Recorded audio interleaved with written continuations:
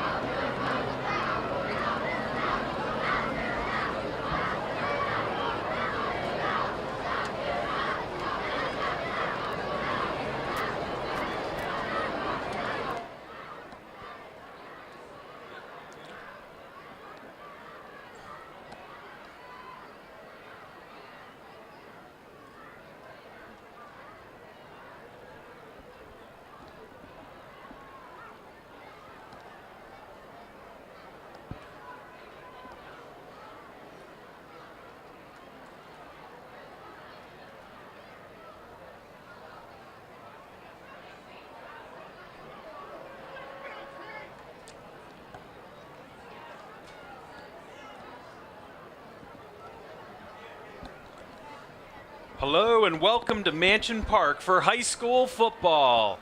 Tonight we have the Altoona Mountain Lions against Allderdice Dragons. I'm Jim Abbott along with Chris Strawmeyer. Altoona's coming off a big win last week against their backyard rival, so to speak, Gettysburg, a 19-9 decision. The game basically turned in the second half when the Mountain Lions got a couple turnovers, 2 interceptions, and a couple big drives and long runs by Alex Yost. Yost had 165 yards rushing and 2 touchdowns to lead the Mountain Lions last week. So what's tonight look like, Chris? Well, tonight, I mean, the Mountain Lions didn't get to see much on film for Allderdice. They got throttled by North Allegheny 41-0 in week 1. So not sure what we're going to get here. They're athletic. We know that. The quarterback, Zarek Jeter, can run and has a very, very strong arm. The running back, Terrell James, has quickness and good speed.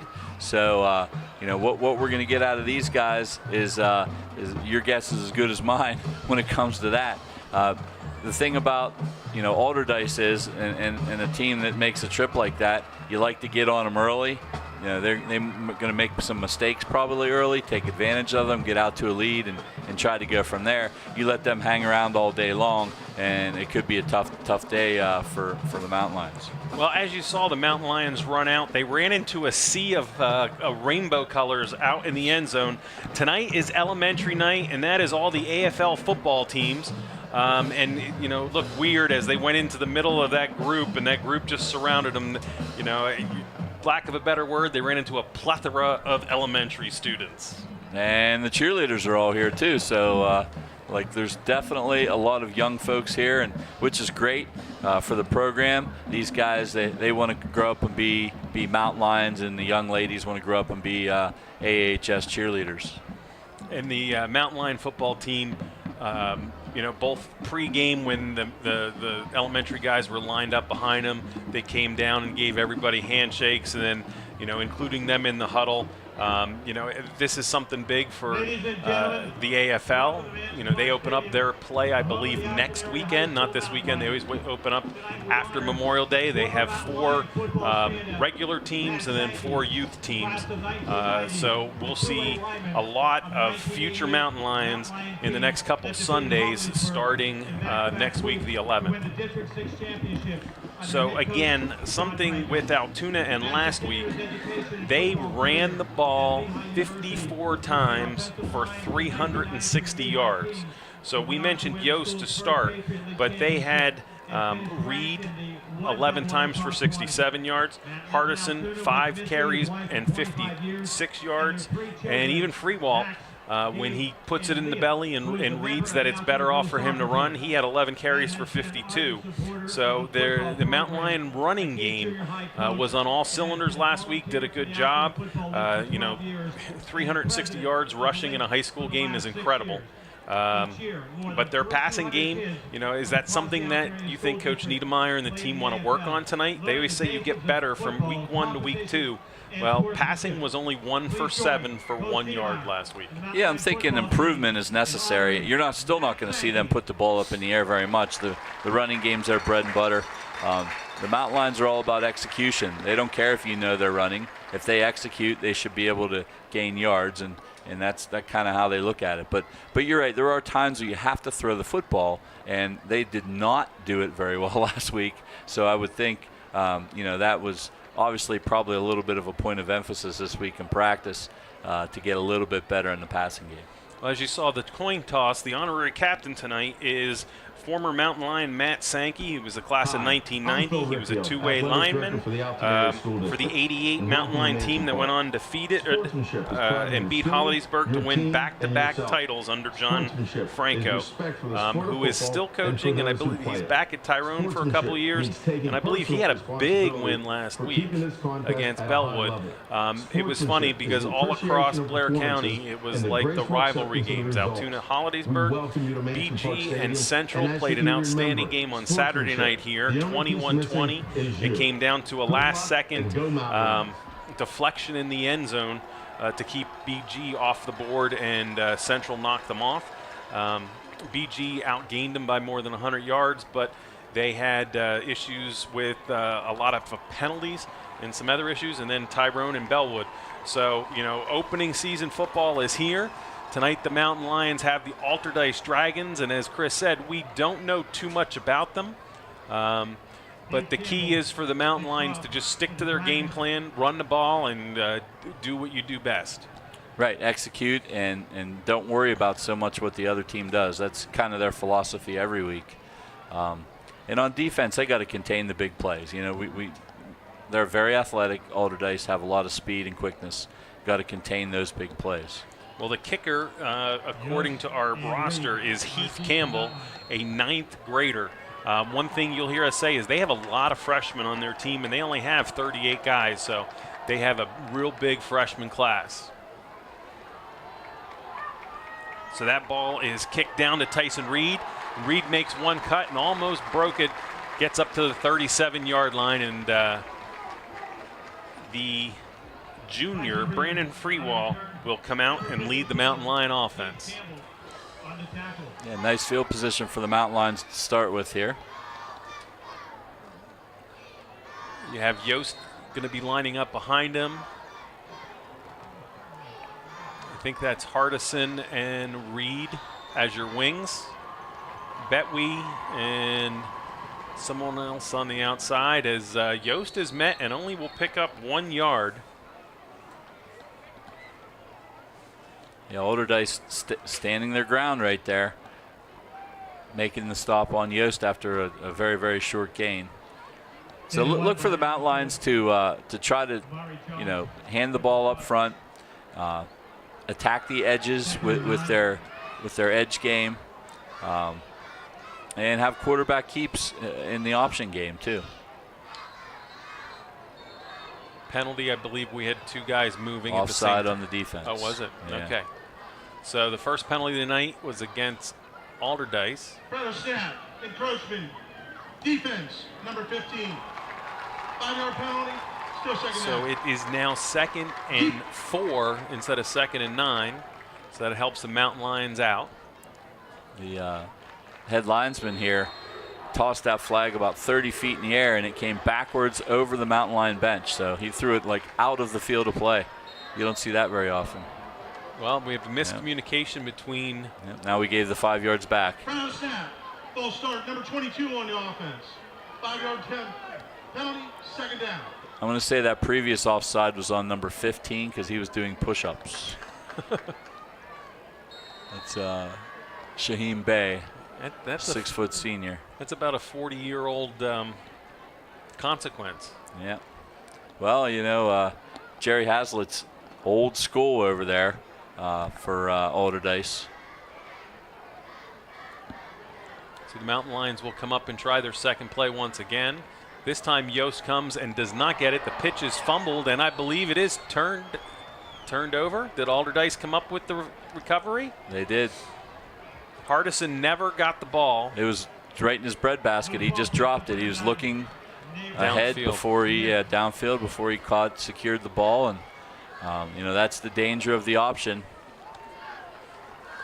Mountain Lions turn it over right away here.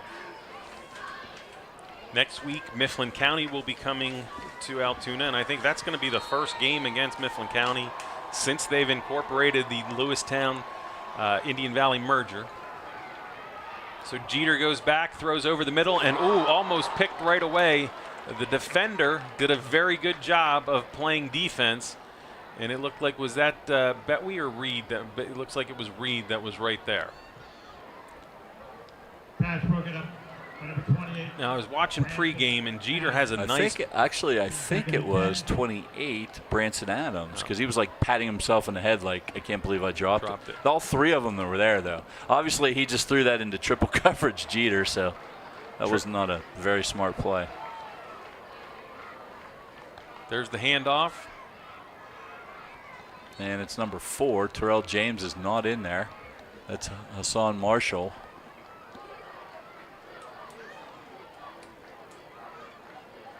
Hassan Marshall on the carry. Mason Walk on the stop. Finally dragged down by Mason Walk after a gain of about 7 there. So 3rd and 3.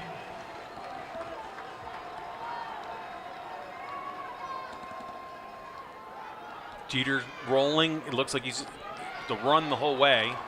And he is tackled by Manny Miller, but I believe he's going to get the first down to the 25. So that's a gain of 4.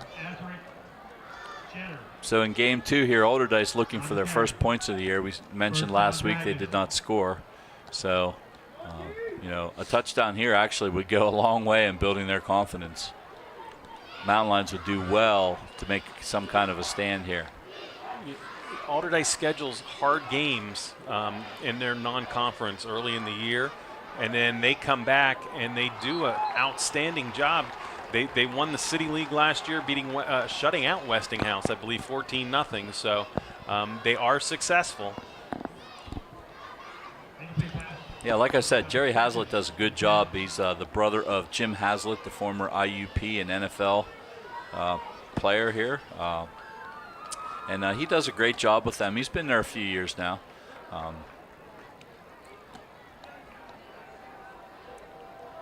Sometimes some of those City League schools get their reputation of not being well coached. Well, Allderdice actually is pretty well coached.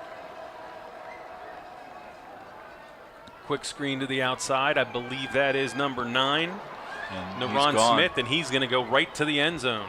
25-yard touchdown pass for Allderdice, and they take an early lead. Naron Smith.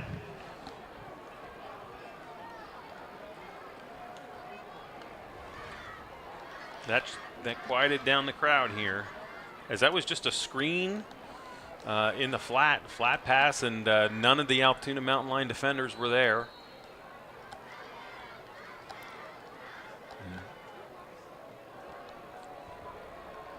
And again, number 54, Heath Campbell, is going to come on and try the first extra point, and it looks like it is good. So the initial points in tonight's game, Allderdice comes out, sort of shocks Altoona after a fumble, and goes right down the field for a 25-yard touchdown pass and take a 7-0 lead. And other than the quarterback, some of these guys that Allderdice is using in the tailback position and pass catchers, guys I did not see on film at all last week. Those are numbers we didn't see. So I have no idea if some guys, you know, if there were some changes made, some guys maybe were ineligible, there's some injuries, who knows. But these are different group of guys, and so far it's been very successful for Allderdice. So Allderdice will kick off again. 7-0 Allderdice, 9:23 to go in the first quarter. So there is obviously a lot of time, but the Mountain Lions wanted to come out and execute.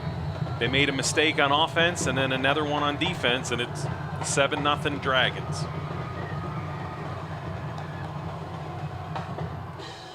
Campbell once again will kick the ball in the same direction as Tyson Reed. Reed tries to cut to the outside. He gets the 25 and pushed out of bounds about the 26. So the Mountain Lions will start their second possession at their own 26-yard line. So they've lined up 3 times, the Mountain Lions. One time was a 1-yard gain, another time was a false start penalty, and then a fumble. So not a very good start, not the start they were looking for. So let's see if they can turn it around here. You got to put that behind you, start fresh here.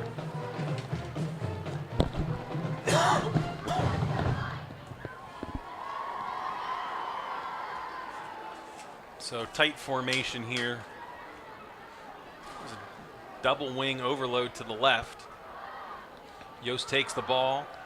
He makes a cut back to the middle and runs right into about 5 Dragon defenders as he picks up, it looks like we'll give him 2. Yeah, just stout in the middle so far for Allderdice. Gain of 2. Second down and 8. After 28. Now there are 2 big seniors in the middle, Keyshawn Warren, number 53, and Nakeem Carrington, number 52. They're the middle of that defensive line. Back wide open. Reed was wide open. Freewall overthrew Reed. Just overthrew him.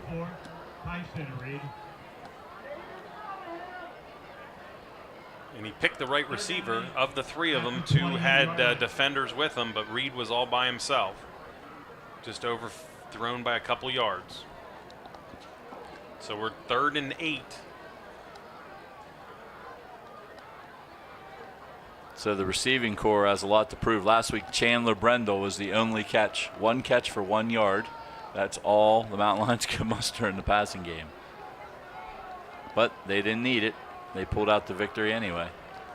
Trips to the left. And a quick comeback route right at the stick, and it fell to the ground again. So Reed could not get on the same page as Freewall, and looks like, is that Palilla again tonight? Last week I think we switched between Palilla and Harrington, and tonight Palilla will be kicking off. He had 4 kicks for 30 yards last week, an average of 30.5 actually. And there's a penalty flag. Too many men on the field. That's not going to be enough for a first down there. 8, Allderdice 10. just ran a guy off and the officials saw it. Which meant that they had 12 men in the huddle. Right. And the coach is over there pleading his case. What do you mean? What do you mean? There's only 11 out there. There's no foul on the play for illegal substitution. Oh, okay. Okay, they waved it All right, off. we're going to get...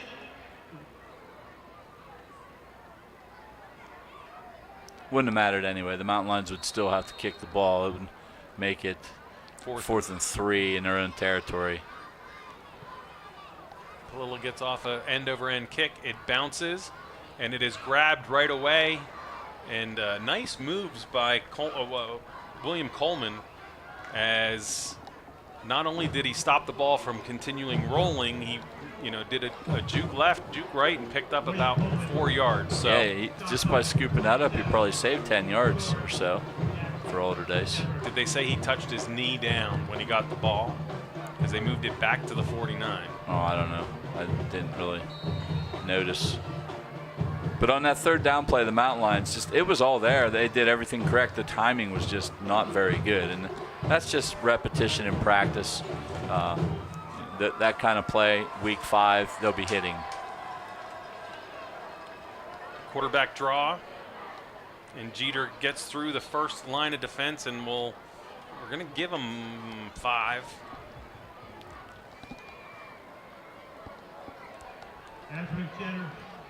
So I think there was a senior, Jerome Parker, played last year, but we saw Jeter come in as a sophomore at times, and I remember his arm was very strong, had lots of quickness.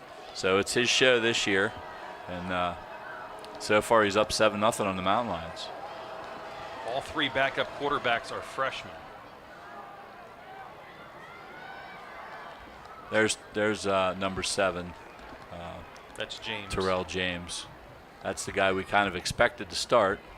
So that's a gain of 7. Terrell James, the ball carrier. Zion Patterson. I wonder if there was a issue and he had to sit out the first series. So first down for Allderdice. And that was just a sort of a counter play with a couple linemen pulling.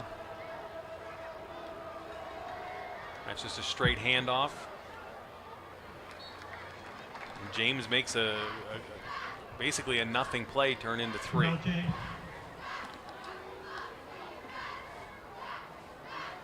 Yeah, Allderdice sealed the edge a little bit, but Hardison came in there and made the tackle, preventing a bigger game for Allderdice. Gain of 2, 2nd and 8.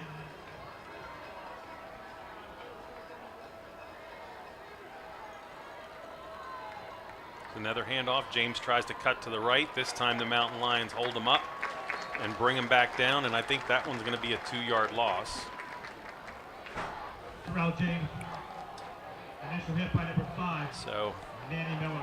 3rd and 10. Loss of 2. The last third down that Allderdice had was a screen pass that went for 25-yard touchdown. So 6:11 to go first quarter. Allderdice out in front, and they have the ball in Mountain Lion territory, 7-0. Quick pass, same screenplay the other way. Incomplete. And this one was a little high, and Smith could not bring it down. Brendel was out there. Josh Corsa, number 84, was out there. Mountain Lions had some players out there that time, even if he caught it. So it looks like Allderdice is in punt formation and will kick it away. So another freshman on the punt here. This is Mark Jones.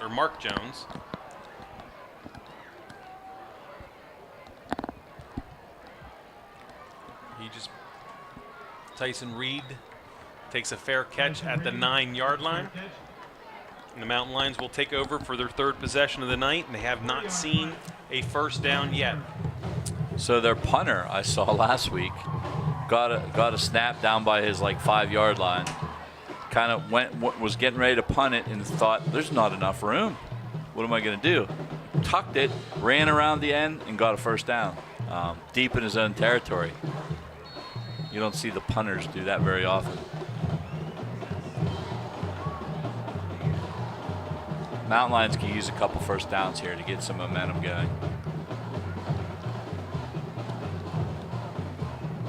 Currently, they have 3 yards in their 4 plays and 2 drives. Well, I thought Yost had it for a second, but I think Freewall kept it. And he got out to the 12, but he got picked up and slammed back down. That was a WWF move right there. Is that still a thing, WWF? Am I dating myself? I think it's WWE, but I'm not sure. Now.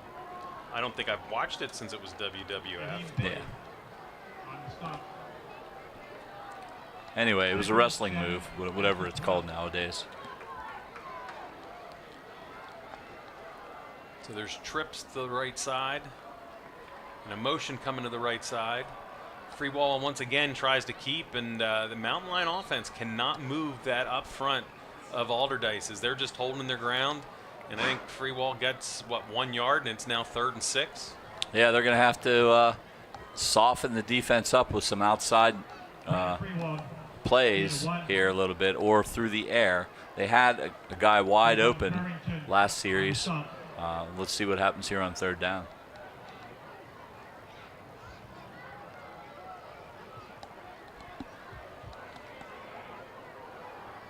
Now you have, Chris Seawall in at the left wing, Hardison at the right. And they pitch the ball to Seawall. He's got blockers in front of him. He comes up and he gets a first down and then stepped out of bounds around the 25. So we'll give him a gain of 11.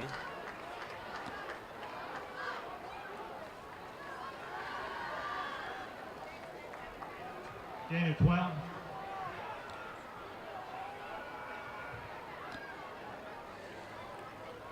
Well, that was the Mountain Lions' first down of the evening. We didn't see Seward at all last week, number 18.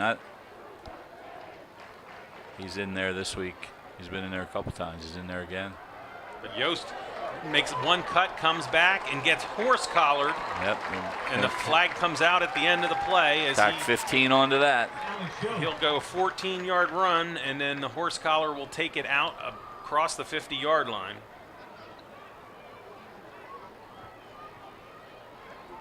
Turn to play, personal foul, horse collar town. On a defense, number 9, 15 yards into the run, results in a first down. So the Mountain Lions will start in Dragon territory at the 46-yard line. 4:15 to go in the first. This is what you said they needed, Chris. A couple first downs in a row, and then you tack that penalty on top of it. Yeah, that's exactly what they needed. Mosley's in. He gets the ball. He had an alley and he tripped, so he's going to be a little upset when he stands. So he is still going to pick up 4 yards.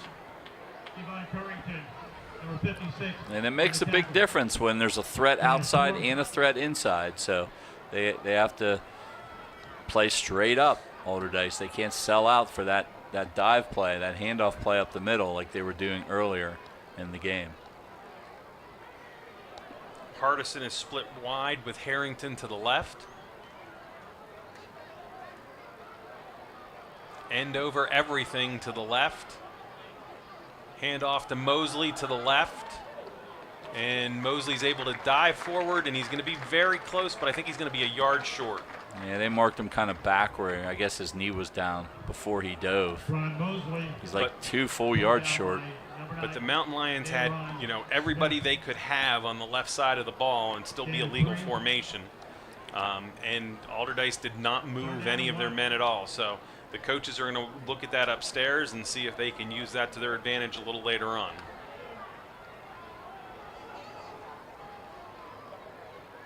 Betwee on the right. Pass situation over the middle. There it is. Tyson Reed. Tyson Reed, 42 yards. Almost looked like an old tight end pop, but all he did was he started in the slot and went straight down the middle. I think they were on the 38. I think I was 38. But, you know, 3rd and 2, that's a running down for us typically, isn't it? That's a surprise, that pass. And it was wide open, and Freewall this time didn't miss Reed. Great job, delivered it on the money. Mountain Lions almost tie this ball game up with the extra point pending.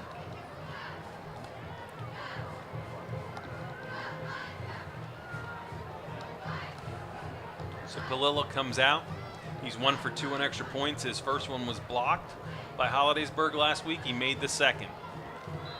Snaps down, kick is good.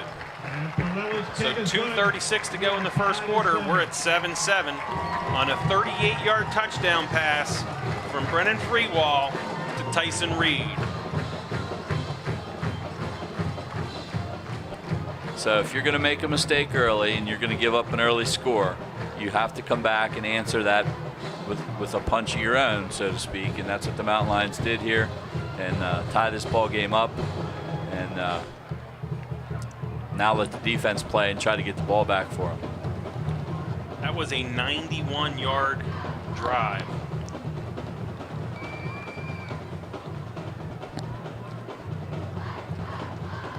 And notice, you know, inside, outside, and through the air. That's a good mix of plays. That's the Mountain Lions do not throw the ball very often, but when they do, you would expect it to be, you know, somewhat accurate and somewhat successful, because the defense is not expecting the Mountain Lions to throw the ball.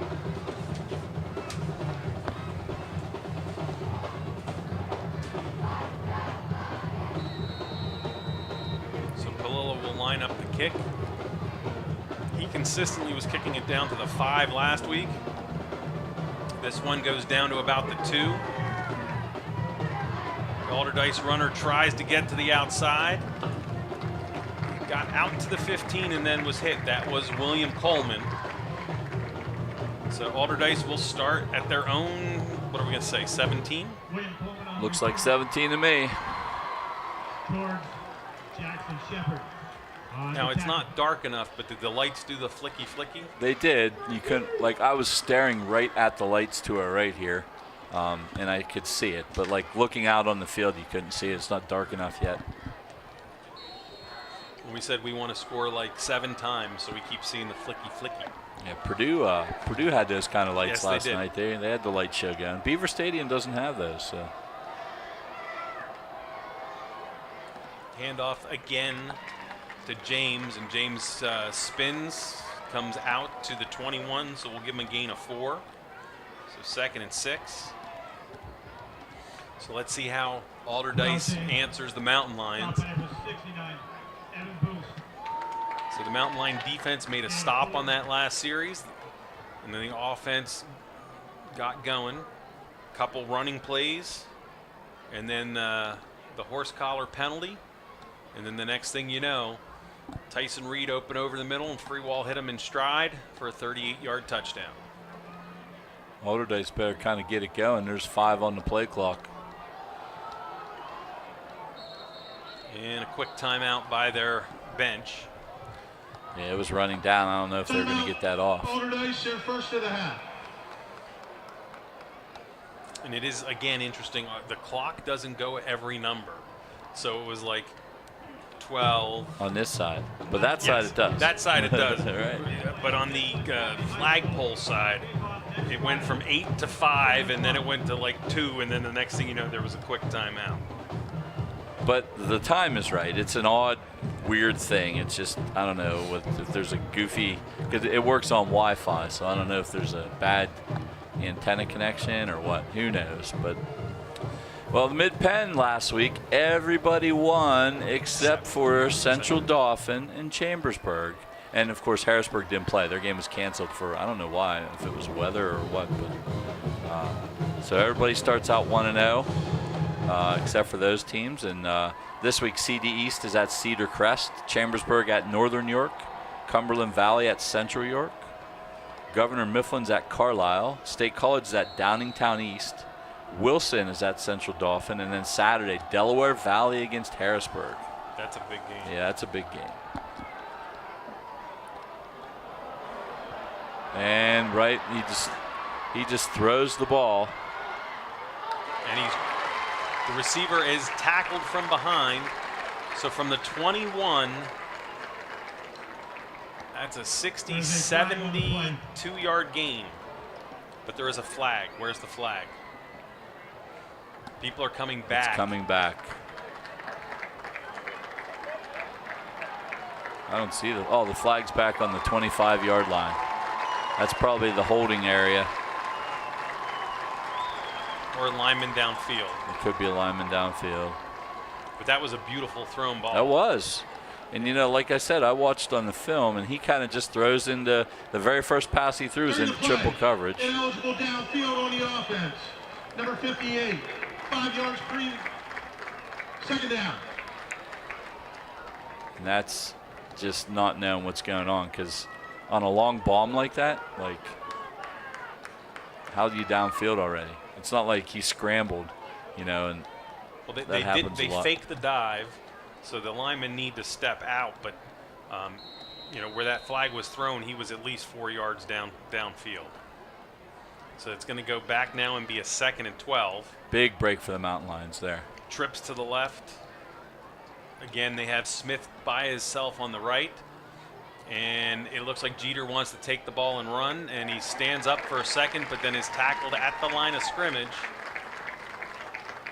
Maybe 1 yard. Nah, where are they going to set it? 17 will give Jeter 1 yard. I think that's Boost on the tackle again. He's had a good first quarter here for the Mountain Lions. He's been on good 3 or 4 tackles already. Still not used to seeing Manny Miller's number as 5. Right. As he switched to a sort of tight end running back on offense. 3rd and 10. Mountain Lions look like they're coming with a blitz. Throw over the middle. It is caught out to the 35, and the Mountain Lions miss a tackle, and he's going to go the whole way. So instead of having a 72, and he's caught from behind again. Sean Betwee had the angle, but he just put his head down and ran over. I'm not sure who that was over there. Which you don't see that in the open field, downfield like that very often. Still a 67-yard pitch and catch. To Smith and Aaron Smith had the touchdown, had that big play. Didn't even see him on the tape for last week, so who knows if he was even there. And I don't know, but that's going to be the end of the quarter here. End of the quarter. Mountain Lions 7, Allderdice 7. So, you know, if there was any thought coming in that, oh, it's Allderdice again, and they lost 42-0, Allderdice has come out and showed us that they have some athletes on that team. The quarterback can throw the ball, and they're driving. They're in the red zone, 1st and 10 on the 16-yard line. You know, and that's the kind of thing that plagued the Mountain Lions last week, playing off, you know, giving a cushion.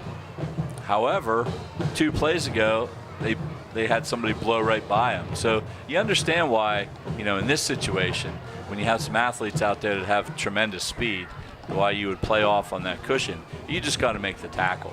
And there was a couple missed tackles there that really propelled Smith for that 67-yard gain. It would have been about a 15, 20-yard gain if the Mountain Lions just make the tackle. It would have been a nice play, and like you said, gain, and he should have been tackled right around the 30, but he basically ran over the defender there and started to turn on the jets. I don't know if he got a little tired or what happened that, like you said, we had a good angle on him, but I don't think that Smith thought he was going to get caught on that one.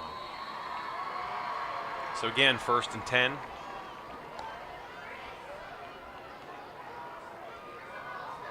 Dive up the middle, and he's going to get, we'll give him 1 yard down to the 15. So James, who was not in on the first drive, has run the ball now 5 times for 12 yards. So obviously Jeter, the quarterback, likes to keep it himself and run.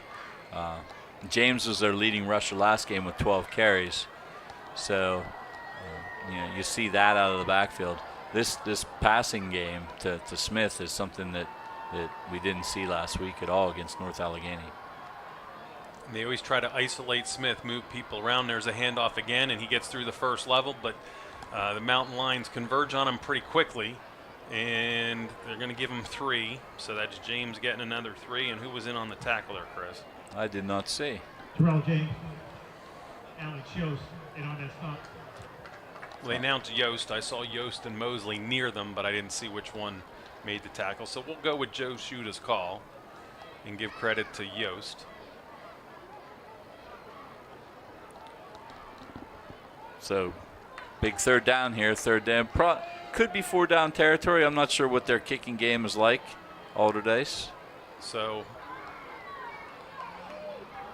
and the quarterback's looking to run, and the Mountain Lions shut him right back down. It's going to be 4th and about 5, maybe. They tried to isolate Smith on Betwee, but Jeter didn't hang around long enough as he tried to pull the ball down and go, and it's now 4th and 5 at the 12-yard line, 11-yard line. Same formation as 3rd down. And did Yost run over? No. Well, it was close. He got right up to the edge of the 10. I don't think he got across to the 11. In high school, you cannot get back either, so he must not have crossed. And there's man in motion, movement. Handoff on 4th and 5, and it's going to be close. The second effort is going to get him very close. It's just according to the mark. Did he get to the 7 or the 6? That'll be the difference in if it's a 1st down, and I think from that spot, he did not get the 1st down. I think he got stuck at the 7. He needed 5, and James got 4. The Mountain Lions hold. So that's an interesting series. It looked like they had 2 touchdowns, one that was tackled at the 8 and then brought back because of a penalty. The second one, Betwee caught from behind, and that stop at the 16 basically stopped the points from happening, and the Mountain Lions now take over still 7-7, 9:41 to go, 2nd quarter. Mountain Lions with that bend but don't break defense here. Here tonight. we are. We're overloaded to the right side. And Freewall's under center. Will hand off to Yost. Yost leans forward. Looks like he was going to get some more yardage, but he was held up right at the 10-yard line. And it looked like that was that number 50? Alex Yost. Amari Jones. 12, Michael McPherson. Gain of 3. 2nd down and 7 at the 10. So I think the Mountain Lions want to try to run it out of the deep end here. If they can do it. So they want to work on getting some leverage. Again, everything is lined up end over to the right. And Freewall looks to pull it down and run to the left. And he's going to get a couple, but not, it looked better, but we'll give him 4. As he got caught from behind by a couple of the defenders from Allderdice. It's enough to stay on schedule. It ends up a 3rd and, 3 here for the Mountain Lions. So, yep, 3rd and 3. They'll take that generally. 3rd and 3 is a manageable down and distance.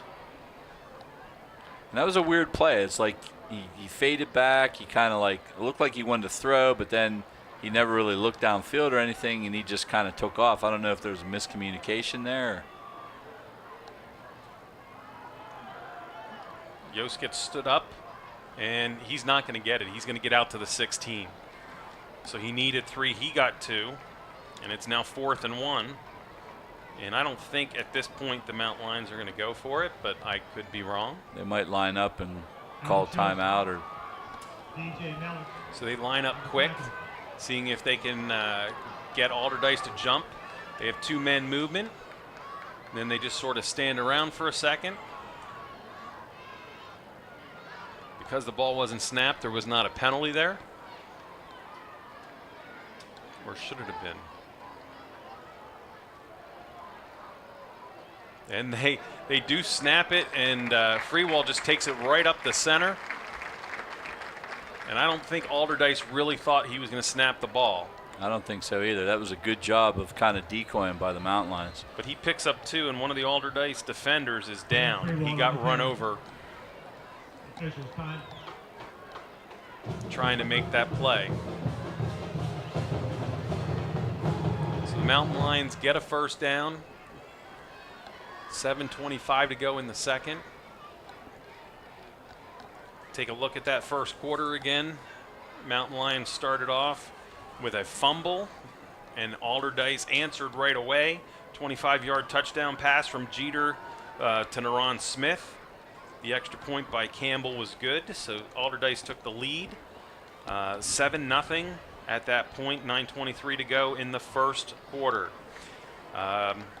After that touchdown, the Mountain Lions punted, got the ball back at their own 9-yard line, went 91 yards in 5 plays, and it ended on a 38-yard touchdown pass from Freewall to Tyson Reed. Palilla got the extra point to tie it up. That was at the 2:36 mark at the first quarter, and that's where we stand now. Second quarter, the game is tied 7-7 between Altoona and the Allderdice Dragons. Mountain Lions have a 1st and 10 at their own 18. And it looks like, was that number 56? It was either 56 or 58. 58's a 9th grader, so it's probably 56. He got up under his own power anyway, so that's good to see. So Harrington switches from the left to the right. 2 tight ends and 2 wings, and Yost was on the outside that time and is able to take the ball and sweep to the right, and he's going to pick up 7, almost 8. Was there a fullback even in there?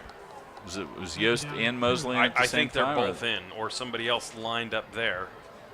They haven't changed it, but yeah, so Yeah, Mosley's in. still in, and they have Yost as the A-back. That's interesting. Find a way to get them both in there at the same time. And that time, good penetration by Allderdice. Yost had really nowhere to go. So gained 8 and then lost 2, so it's a 3rd and 4 here. Loss of 2.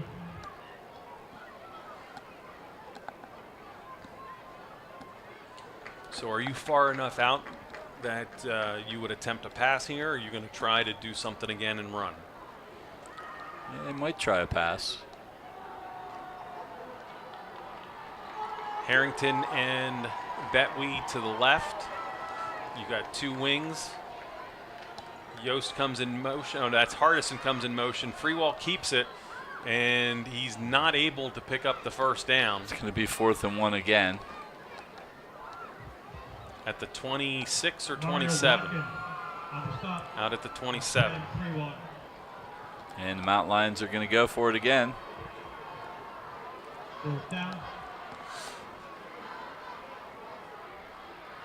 Still got 20 seconds on the play clock. And they jumped. Allderdice jumped this time. Number 12. Michael McPherson. Look, he's getting ready to do his push-ups. A 5-yard penalty and result in first down. He started to get down about the 35 and do his push-ups. I don't think he's going to do it, though. But it was funny. He went down and started to do it and then just stopped. So the Mountain Lions get another first down. This one via the offsides penalty.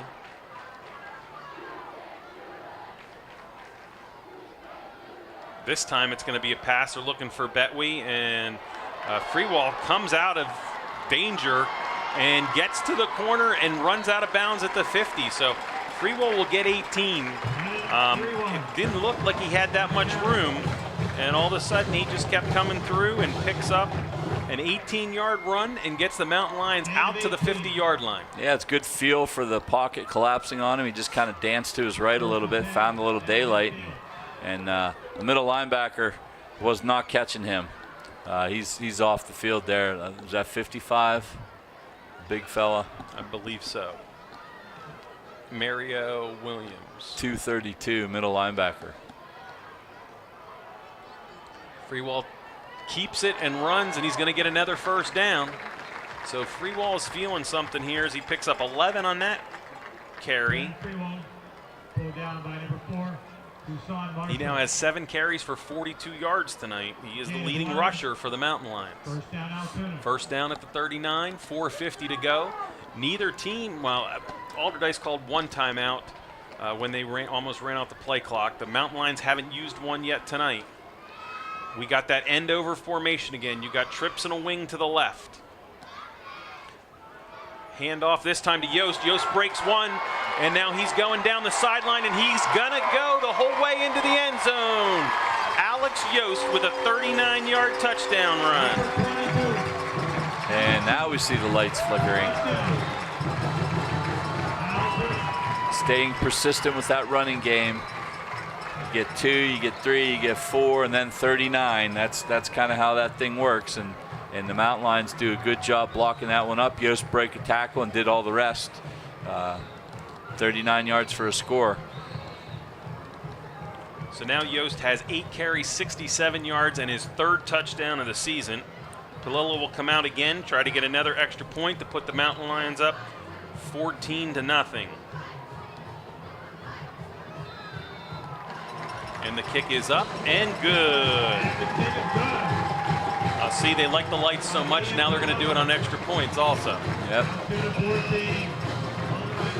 So good special teams work. Betwee the snapper, Freewall the holder, Palillo the kicker, all 3 in sync. Mountain Lions go up 14-7. That was an interesting drive because the Mountain Lions looked like they were in trouble a couple times. And they lined up and they snapped it for a 4th down and 1 at their own 16-yard line. Then in the very next set, they had a 4th and 1 at the 27, and they were able to induce the Dragons to jump offside to give them another first down. And then it was the Brennan Freewall show as he picked up 2 runs, one of 18 yards, one of 11, to get to the Allderdice 39, and then Alex Yost did the rest of the work on an end-over formation where Allderdice didn't move.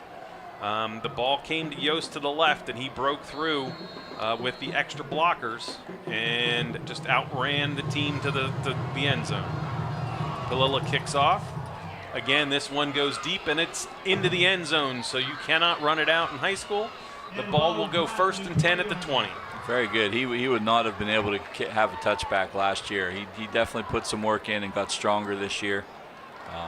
He wasn't even doing the kickoff duties last year.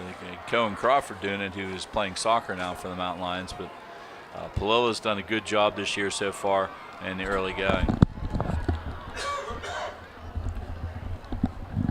So right back to work on defense. Mountain Lions come out here. 4:26 left in this half. Well, if you can put a stop here, not give up a first down or a fairly quick stop, Mountain Lions have 4 minutes and all 3 timeouts. They might be able to do some magic like Penn State did in the 4th quarter last night. And here's a draw, and then the ball is thrown and almost picked off. And a flag is thrown from the opposite sidelines. Wow. I actually thought that Smith ran into Betwee, not the other way around, as Betwee was going up and trying to jump for the ball. But I believe they're going to call it as a pass interference against the Mountain Lions and a 15-yard penalty and move it out to the 35. That was weird because there was two officials. Pass interference. On the defense, There were two officials within 5 yards of the play. Number 15. So it wasn't on Betwee. Who's 15? There isn't 15. Yeah, there's not a 15 at all. Altoona doesn't have a 15. And it was actually the official that was about 35 yards away on the sideline. Yeah, on the opposite side. The pass was almost on the near hash here. The official closest to it let it go. Yeah, whatever. It happens. I don't really agree with that, but it happens. So you gotta overcome it here.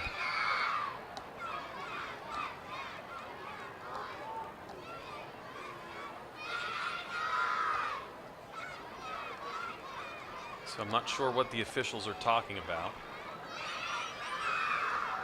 I mean, unless they're like the Mountain Lions want to know who the penalty was on, because there is no 15. And Hardison is 25, but he wasn't there.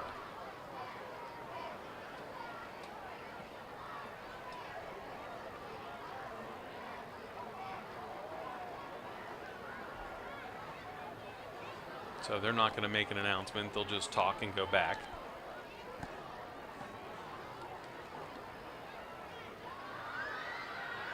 It's funny because everybody was in the huddle except for the guy who made the call.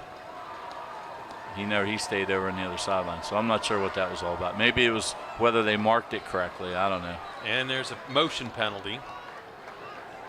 I believe number 6 cut up. Was that Cordell Weems? Full start. Number 6 on the offense. Cut up too quick. Still first down.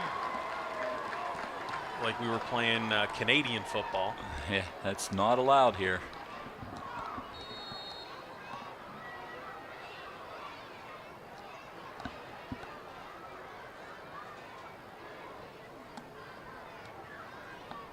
So Allderdice is looking over at their bench, trying to see what we're doing.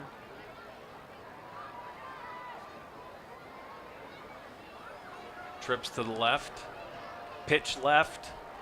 James is trying to get to the corner. He did get to the corner and then pushed out of bounds somewhere around the 38-yard line. So he's going to gain 8.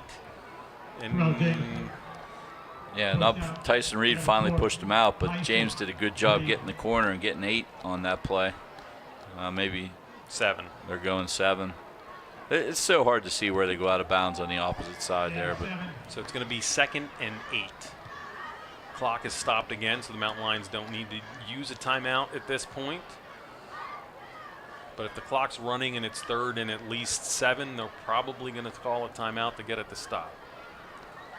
Well, trips to the right this time, and James is coming over trying to get some more help. He is tackled right at the 40 / looks like 41. So we'll give him 4 and make it 3rd and 4.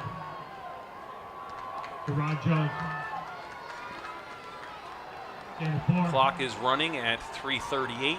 Mountain Lions out in front, 14-7. And 4. Twins both ways. Mountain Lions are showing blitz. Mosley and Yost comes. Yost comes through quick. The ball is up and falls to the ground as Yost forced the throw a little early, and Smith could not make the catch. I love it. I love the pressure. You got to put pressure and play up on these guys in a 3rd and 4 or 5 situation. I love it. You know, Altoona did that a few times last week against Hollidaysburg when it counted. But during the game, they played off and let Hollidaysburg kind of march up and down the field. But I love that look, that pressure, and play up on the receivers. It's a high snap. Very short kick. Almost hit Betwee. So it only ends up being about a 25-yard kick, 26-yard kick. Somewhere around there. Could be off a little. 26 looks right. And Mountain Lions have 3:20, so only 26 seconds came off the clock in that last possession. And if the Mountain Lions could get a drive and a score here before half, that would be big.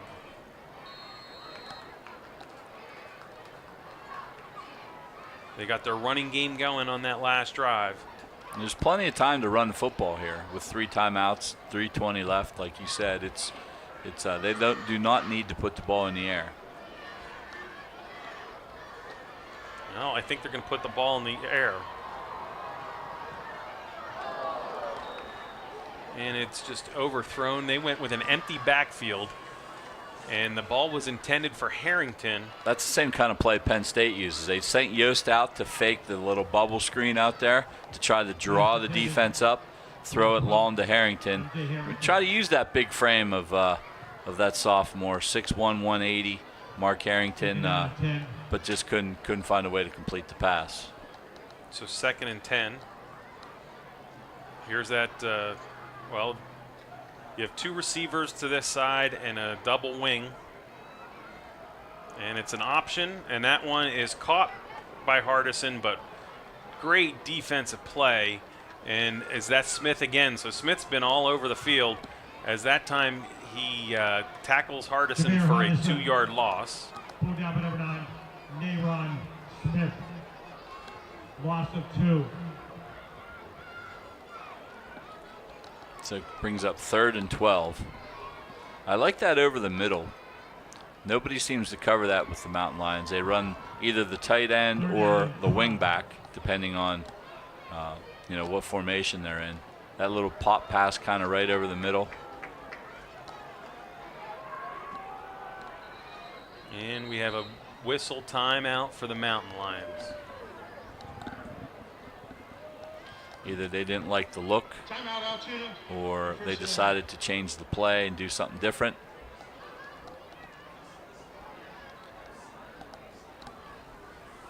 So 2:28 to go here. The Mountain Lions are hoping to at least get a first down and keep it moving, because if not, there's going to be 2 minutes and 2 timeouts left for Allderdice getting back, and they have been quick moves tonight. And I think you might see some adjustments at halftime, and they bracket Smith, because that's really the only dragon that Jeter is looking to throw to, as he's completed 2 of 5 passes for 92 yards, and that 1 touchdown to start the game. And had a 70-yard, some yard come back. So definitely he should be the focus of interest here for the Mountain Lions when the Mountain Lions are on defense. You still don't want to do anything stupid here, though, because, yeah, they had a couple big plays, but they haven't really, Allderdice hasn't really shown that they can move the ball necessarily on you. So nothing stupid here. Don't be afraid to kick the ball away and play defense and make them try to score. But hey, if the play's there, make it. You know what I mean? If there's an open receiver and it's there, you make the play. So the Mountain Lions will be going from the hash mark on the left side here. Shotgun with Yost as a sidecar. And Freewalt's got his man. Tyson He's Reed. got Reed. Reed is able just to settle down and make the catch. And the Allderdice defender is not happy with himself. The Mountain Lions gained about two yards or so on that. Reed went down at the 40.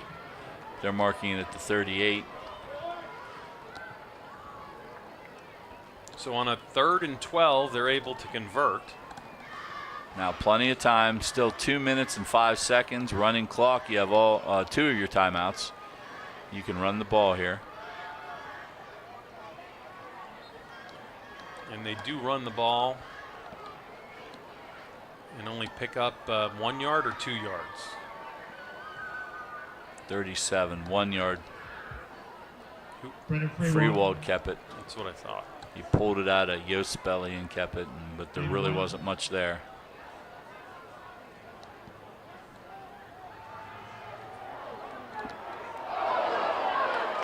We get a face mask. Flags on the play. Number 15, big sack there. Great play, Shaheem Bey on Freewald. But unfortunately for them, he got his fingers in the face mask and tackled him by that. So that's going to be a 15-yarder. And that'll set the Mountain Lions up. Turn play, personal foul. Face mask, number 15 on the defense. That'll be a 15-yard penalty. That'll result in the first down. 26-yard line. Because it was from where, not the line of scrimmage, it was from where the sack was.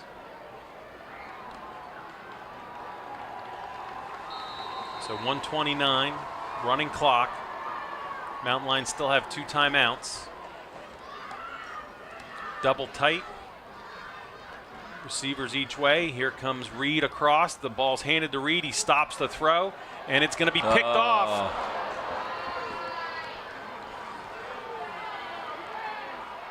And then Reed makes the tackle at the 42-yard line. But one of the defenders there there's 3 flags at the 38-yard line. I'm assuming that's post-interception. If it's after the interception, Allderdice will keep the ball. A lot of times you get a blindside block on these situations. Let's see what they call here.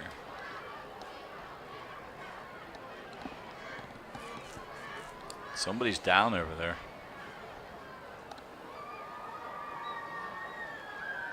Cramp, looks like. Is it Tyson Reed? Because he made the tackle. It is going Tyson out of, Reed. He made the tackle Yes. going out of bounds. So while the trainers are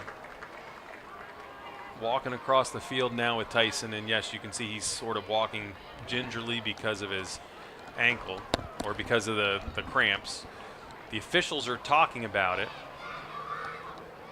The ball is marked at the 43, but where is it coming back to? There's going to be a penalty, and they're going to walk it off.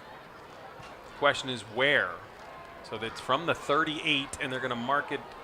There's 10. Wow, it's a 15-yarder. Probably, like you said, a block in the back. After the change of possession during the return, illegal block in the back, number 15 on the return team. That'll be 15 yards from the previous spot. First down. That's usually 10 yards, a block in the back. Well, I don't know, whatever. But that helps out a lot. There's only 1 minute 6 seconds left. Allderdice has 2 timeouts. I don't know this officiating crew, so I'm not sure if they're from the city, they're from the Whitfield. Yeah, I don't know either. So trips to the right. Here comes a blitz, and they try to hit right out of the backfield. They did hit. No, it's James. That's James. That's James. Yeah. They hit James for 5 yards. On the stop, I still didn't see who got that interception for Allderdice. I couldn't get that number. But he definitely read the play, jumped in front of it. Tyson Reed threw a touchdown last year, so and he's thrown the ball before on these plays, so it's not like that was the craziest thing. He just made an ill-advised pass at a bad time. First snap, false start, number 51 on the offense. So the 5 yards will go back the other way. So Allderdice is hurting themselves tonight with their penalties. They had a 71-yard, not a touchdown, but a gain to the inside the 5, called back because of a lineman downfield. You had a horse collar, face mask blocking the back. Altoona has chose to start the game clock on my ready.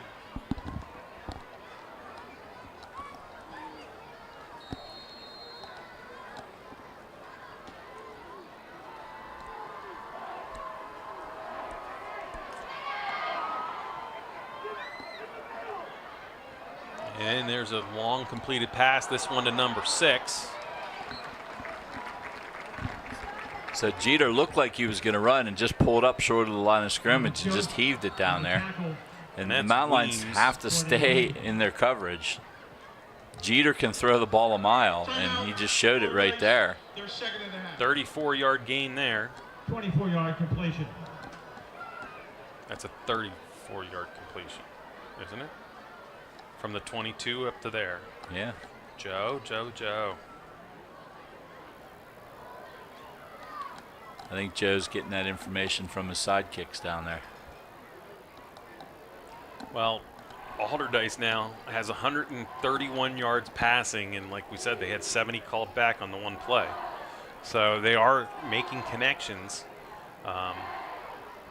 These teams are going to watch the tape, the first tape and this tape, and think we can throw the ball against Altoona all day long, right? And it's they have to do a better job of sticking with receivers and staying and covering.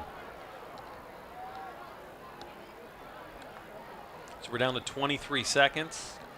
1st and 10 at Altoona's 44 for Allderdice. Again, they like to isolate Smith on the one side, but this time they have a slot next to him and twins to the right. So Jeter is getting ready to get the ball. And it looks like a middle screen and was almost picked off. Mosley almost got himself a pick 6. Yeah, Mosley was right there. One of the interesting things about some of the skill players for Allderdice, their football pants look like shorts. Right. They come up way above the knee. There's no knee pads whatsoever, and I don't actually think any of the receivers have any thigh pads. And they do that guy's offside. Yeah. They let him go. They do that in the NFL and college. I didn't think it was allowed in high school. So ball thrown underneath, and the receiver just runs right through a couple Altoona guys. 9 seconds left. He goes from the 44. They should call a timeout here. They do. They do call a timeout. Down to the 18. Timeout, Allderdice. So with 9 seconds left, they still, is that their last timeout or they have one more? That's their last timeout. So was the ball in the 38 or was it pushed back because of a penalty? No, it was the 38. So it was 20-yard gain.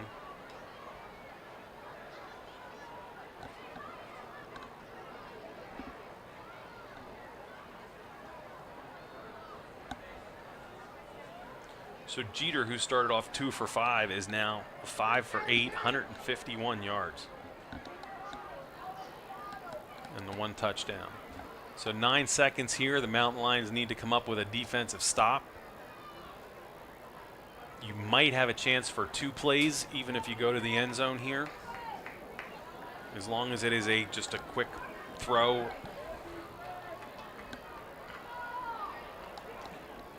So 3 to the left, Smith to the right, and James is going to line up a little deep and directly behind Jeter. He's going to swing out. They're going to try to throw to Smith up in the air, and he gets tackled before the end zone, or he falls down before the end zone. Yep, they're going to start it on the ready for play. No, they got a 5-yard penalty. And it should be the half. That should be the half. That's a runoff, right? It should be. So that was a 16-yard gain. But because they put the ball in play before it was actually set, that should be not only a 5-yard penalty, that should be a runoff.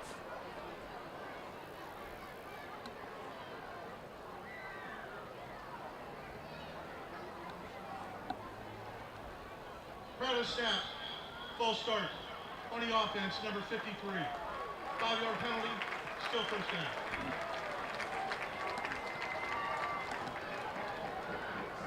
It should start right on the snap. Starts on the ready for play. Altoona calls timeout, so now they'll start on the snap.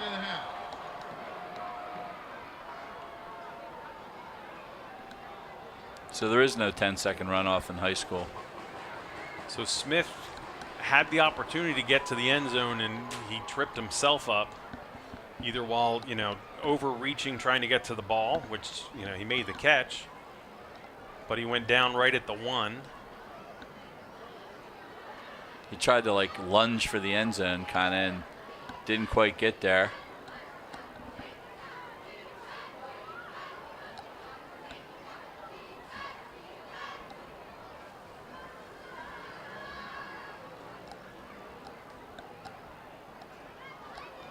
I mean, that should be a rule. If it's not, what's to prevent you from intentionally right there committing a penalty so that you get time to actually run a play?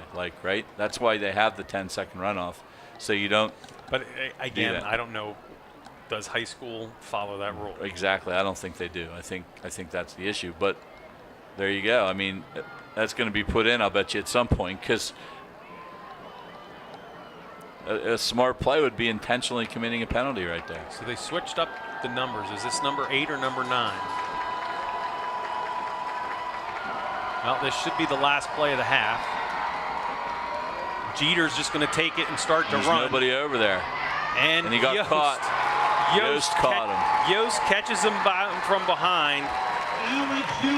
Wow, what a play by Alex Yost. Saved the touchdown, and that's the half. Allderdice runs out of time. Well, the Mountain Lion defense came up with a couple plays, one there, and then the other big play in my mind was the one from Reed, who cut across and stopped the touchdown, and then Allderdice didn't score from there.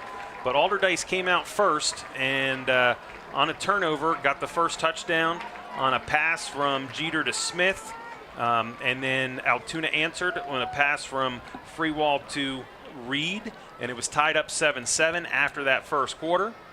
And then the Mountain Lions in the second quarter, they put on a drive of their own, go final 39 yards by Alex Yost for a 14-7 lead.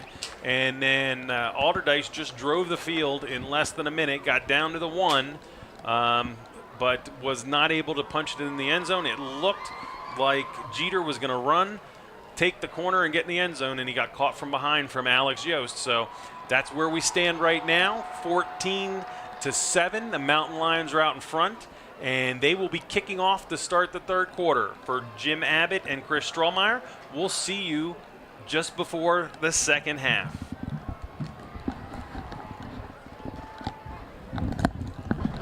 Ladies and gentlemen, we proudly present the Altoona Area High School Marching Band under the direction of Drum Major Julia McCauley and assisted by Sergeant-at-Arms J.J. Steinbugel. The majorettes are led by Captain Danielle Bartelang, assisted by co-captain Abby Gensimer. The Silks are led by Captain Kiera Flanagan, assisted by co-captain Michaela Edders. The feature majorette is Emma Sheridan. This year's marching band theme is love. All of the song titles contain the word love. The opener tonight is Accidentally in Love.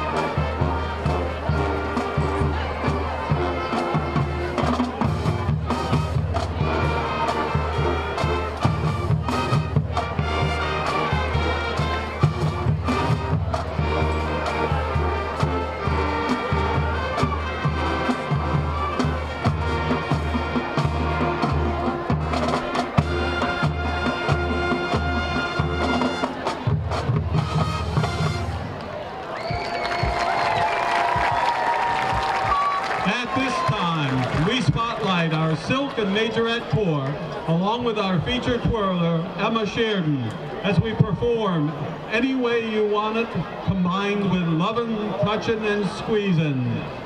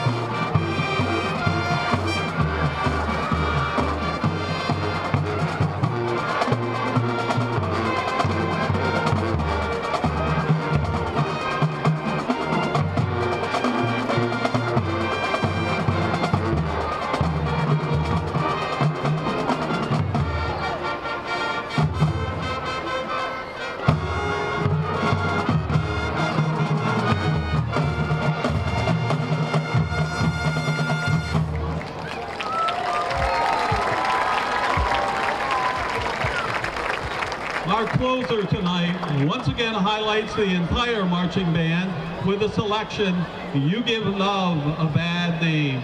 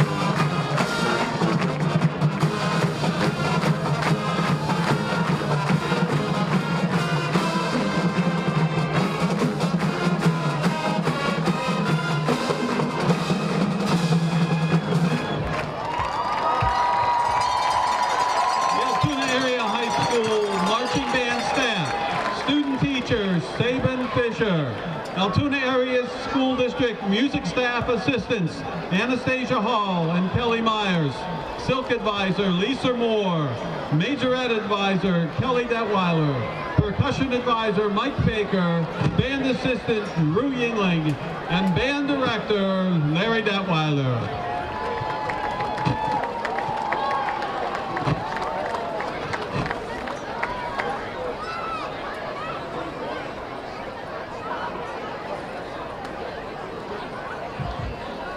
We've got the winning number for the 50-50. It's up on the big board. You've got it. Report to the flagpole for $687. And the winning number, 987606. That's 987606 for $687. Report to the flagpole if you've got it. 987606.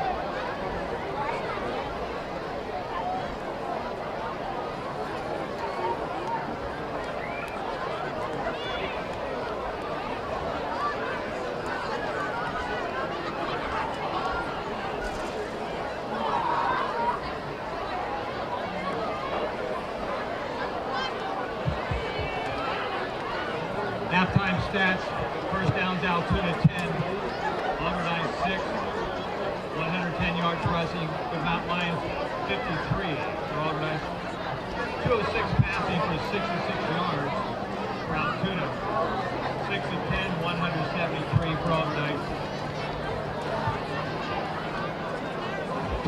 Total offense, Altoona 176, 226 for Allderdice, and penalized yards, Altoona 20, Allderdice 61.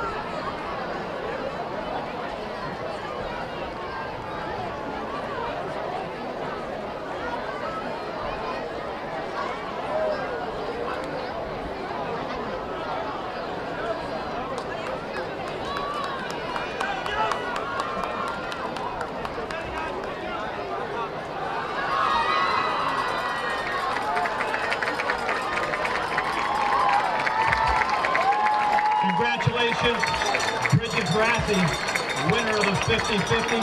Bridget is from Altoona.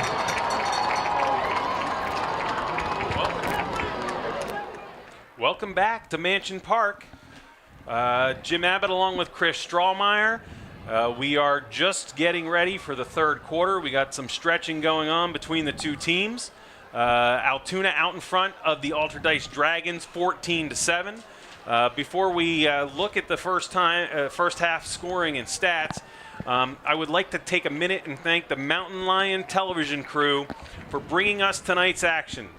These kids are in the broadcasting program at the high school and enjoy helping out to bring some of these events to you. Tonight's crew: Chris Fox, Ryan Webster, Nora Reed, Peyton Folk, Elena Snyder, Lauren Ryan, Ava Mayer, and Ava Cabell. So that is the Mountain Lion TV student crew that is here tonight working for Mr. Sipes. And again, I'm Jim Abbott along with Chris Strawmeyer. Allderdice came out tonight, got a turnover on their first possession, the Mountain Lion's first possession, and turned that turnover into a 25-yard score from Jeter to Smith, and the extra point by Campbell made it 7-0. Both teams traded punts, and then the Mountain Lions got their offense going as they were able to drive across midfield, and then a perfectly thrown ball from free walk to Tyson Reed, 38 yards, and Palila's kick tied it up with 2 minutes to go in the first quarter.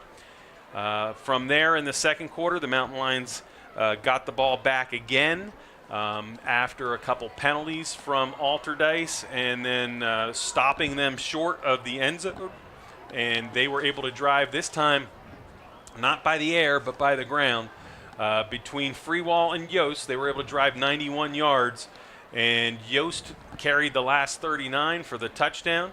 And that's where we stand right now, 14-7. Chris, what's your thoughts on the first half? Well, I mean, Altoona put themselves in trouble right away with that fumble and got behind 7-0 to the Dragons. But, you know, they punched right back and they went down and scored themselves. And despite the fact that they're up 14-7, they have to feel like they have to tighten things up on defense. You know, Allderdice has shot themselves in the foot, playing some undisciplined football here in this first half. Had some things called back and put themselves behind the change a few times that really helped the Mountain Lions out. They could easily be tied, or even the Mountain Lions could be down a score. I mean, the way that first half ended up. So they have to tighten some things up, especially in the passing game, covering the pass. And on offense, just keep executing. I think they'll score some more points. Keep doing what you're doing. Allderdice gets the ball here to start, so that'll be kind of a big defensive stand for the Mountain Lions to start here to get a little bit of momentum going their way. Not give up those passing plays. Stick with some of the receivers, especially when Jeter scrambles, and you got to stick with that guy. What do they call that? The plaster drill, where you got to plaster your guy all the way through the play. Well, one of the other parts, you always tell your kids not to give up on a play.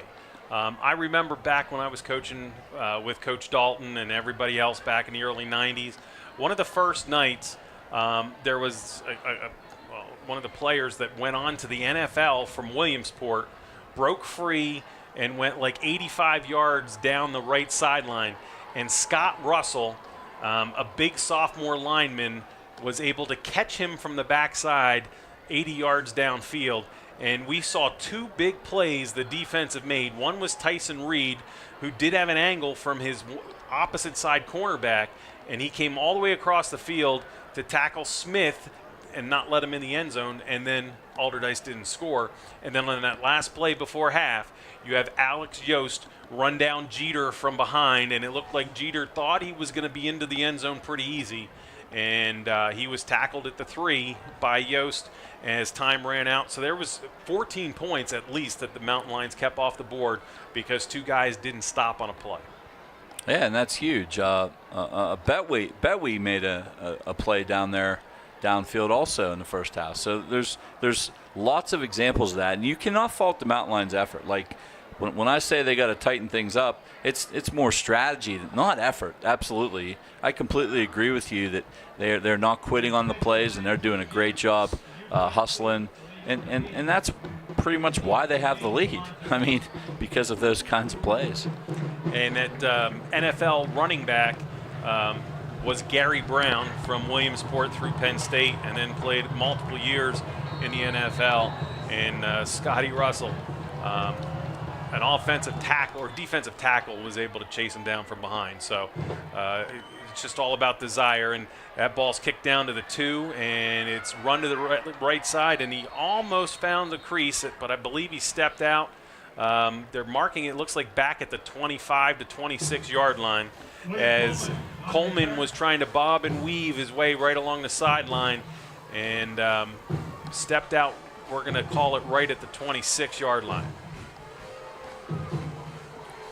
So let's see what adjustments both teams have made at halftime. And the Mountain Lions are coming right out in a cover 3. So they look like they're doing some things with the man underneath, and then exactly what they're doing is they're bracketing Smith on that right side right now. Here's a quick pitch out to James. James tries to cut back, is caught from behind, and then 2 or 3 Mountain Lions.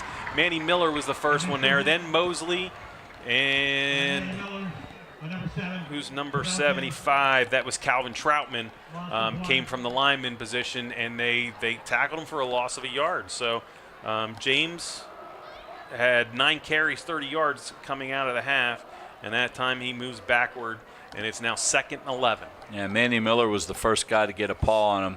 He was pretty quiet in that first half. We didn't see a whole lot from him. I believe that you're going to hear his name a lot here in the second half. He's going to rise to the occasion and make some plays here in the second half for the Mountain Lions. Well, when they did run the ball, they did run it to the opposite side towards Evan Boost. That time they go to Miller's side, and he's able to make the tackle with a couple other linebackers, with the Mountain Lions. But it looked like that James was going to get by, and Miller held him up, and then Mosley came in and cleaned up. So we're now at a 3rd and 10 as James got the 1 yard back. And this is the play where the Mountain Lions have to buckle down and cover some people here. 3rd down and 10. Watch the Jeter scramble and stay with the receivers. We got twins both sides. Jeter gets the ball. He's looking to pass. He's running around, and he's held, and he just throws it forward. Fumble. And they're calling it a fumble, not a pitch. And Alex Yost runs it in, 28 yards for a touchdown. So as Jeter was getting tackled, I guess they were saying that the ball was hit out of his hand, and that's why it went forward. They're going to discuss it. They're going to discuss. There's no replay here, obviously, in high school, so what they decide.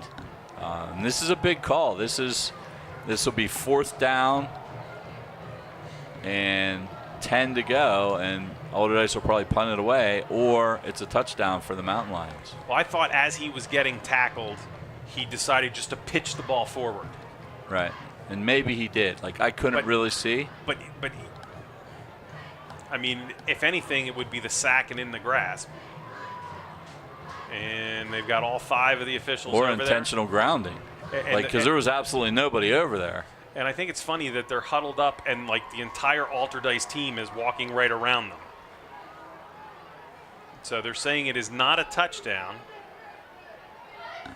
After further discussion on the field, it was determined we have an incomplete forward pass, 4th down.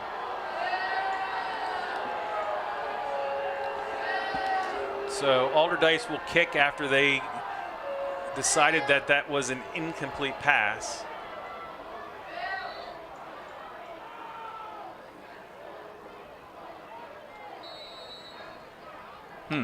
I don't know why it wasn't intentional grounding then. Correct. Decent kick. And no, that didn't cost them too much, but you got to catch the ball back there. Tyson. Well, it looked like Tyson wanted to catch the ball, and the 2 guys got in his face so quick he didn't have the opportunity to catch the ball. Yeah, I mean, you can run into him and try to draw a flag, I guess. If that was the case, I don't know. But anyway, it didn't cost them too much. It was fine. So Mountain Lions take over with good field position. Not as good as that scoop and score that we thought we had, but nonetheless here, Mountain Lions do a good job on defense. So why do they have two balls, one at the 39 and one at the 45? I don't know what that was. Wow, that changed.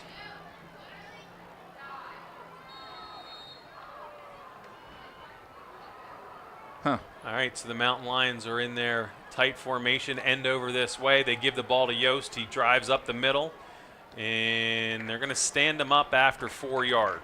Maybe one of those two defenders touched the ball right there, and so that's where it was downed. I'm not sure why they moved it up to the 45. So Yost now has 9 carries, 71 yards. It's 2nd and 6, 9:45 to go, third quarter. Mountain Lions out in front, 14-7. And this is where kind of the second half is where Yost has kind of worn the defense down. This is sometimes where he breaks those big plays. Hardison around the outside. And, I thought I had called it right there. I almost did. Yost went for 10. I actually started to follow Hardison as he went around the end because Freewalt carried out his fake afterwards. But Yost hit that hole, and if it wasn't for a shoestring tackle, he would have had a scoop and score turned into just a 50-yard touchdown run. Harrington, the only wide guy, everybody else in tight. Harrison goes across again. This time they keep the ball. Freewall decides to keep it instead of pitch it, and he will fall forward and almost get 5. They're actually going to mark him at the 37, so we'll give him 4. Yeah, he kind of made a little bit out of nothing there. We got something. What's going on? Oh, dragging down. And I believe is it a cramp?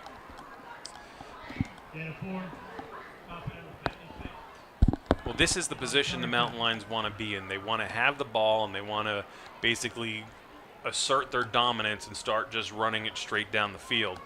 And on this drive between Yost and Freewall, they've picked up 2 first downs, and now it is 2nd and 6. I mean, the Mountain Lions have moved the ball, other than the 2 turnovers they had, which kind of put the kibosh on the one drive, and at the very beginning, the fumble obviously set up Allderdice for that short field. The offense has played pretty well here today. I like Freewald's game. He's run well. He's put the ball in the air. He missed a big play early. The guy, Reed, was wide open. But he hit a big 3rd and 12, and of course the 40-yard touchdown pass, 38 yards, whatever it was, there in the first half. So, Freewald's looked pretty good overall here in the early going here in the second half. So Harrington again, he's out by the numbers, 20 yards away from the rest of the team. You got a double wing formation. And they did give the ball to Yost, and I was following out the fake. And this time Yost is not getting many yards. We'll give him 3, so it's going to be 3rd and 3. It's kind of hard to find the ball sometimes. They're not as bad as like Westmont Hilltop. They play BG tomorrow night. They are wing T, double wing, like everybody's hidden. It's almost impossible to find the ball on that team. But sometimes the Mountain Lions have that same kind of deception with their offense. Yost keeps it. And fumble. And the ball comes out, but I believe the Mountain Lions did get it. And he fumbled forward enough for a first down. Who was on that? 66. Hayden Speece on the recovery. Johnny on the spot. So the Mountain Lions get another first down. I'm not sure Yost went far enough. It would have been really close, but he definitely fumbled a little bit forward, and Speece jumped on it and that assured the first down for the Mountain Lions. This time Mosley's in, and Freewall fakes it and follows Mosley up the hole, and he's going to get at least 5, maybe 6. They're going to give him 6. So we're going to be a 2nd and 4. Mountain Lions are at the 24 of the Dragons. Allderdice play after play after play. You get tired of getting hit by the lineman, trying to get off the lineman, trying to go get the ball carrier. Defense gets tired, no doubt about it, against this Mountain Lion type of ball control offense. So again, Mosley is at the fullback position. Hardison this time goes in motion. And Mosley just takes it and just keeps running straight forward. And he's going to pick up a decent gain, maybe 12 yards. From the 24 down to the 12 or 13. They're going to put it at the 13, so we'll give Mosley 11. And 11. And a first down. New set of downs for the Mountain Lions here. They can still get a first down at the 3, so I always like that. I hate when you get to the 10 and you have all that way to go. Well, it looks like Yost came back in, and we have 4 receivers to the right. And 3 receivers to the right, tight end left. Yost takes the ball, breaks to the corner, and if he can get by the 1, he's going to go. But great play down low. Nazir Scott, a freshman, again, another freshman, comes up and tackles Yost after we're going to give him 6 or 5. Second down and 5. Yeah, that was a nice tackle, open field tackle by Scott. Because it almost looked like Yost was going to get to the corner if he could have got by him, and Scott went for the lower, leg, the ankle area, and was able to drag Yost down. So overload to the left, blitz coming, and Yost just takes it and just keeps driving up the middle. He's going to get down to at least the 10, so he's going to get another 4, and it's going to be 3rd and 1. Yeah, I think they're marking it right at the 5, so it'll be maybe a long 1, short 2 maybe. 3rd. I think you might want to have 2 down territory here. Hopefully you don't have to worry about that. Just try to seal this game, put this game away. Well, not put it away. There's still 4 minutes and 47 seconds and counting yet in the 3rd quarter. But so Freewalt just takes the ball and follows the center right into the end zone. wow, 5-yard quarterback sneak.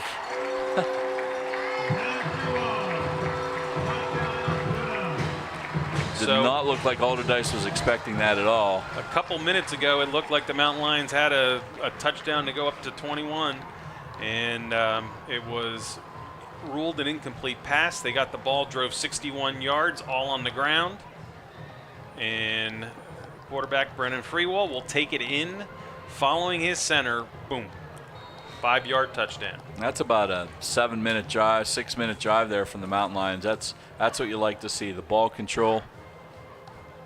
And kick is good. So you like to see that ball control, domination in the line of scrimmage. Mountain Lions do a great job there. Go up 2 scores on Allderdice here with 4:39 to go in the 3rd. So Allderdice now will get ready for their 2nd possession here in the 2nd half. So Allderdice next week plays at Dover, Ohio, which I don't even know where that is, but obviously somewhere in Ohio. Ohio has good football just like Pennsylvania does.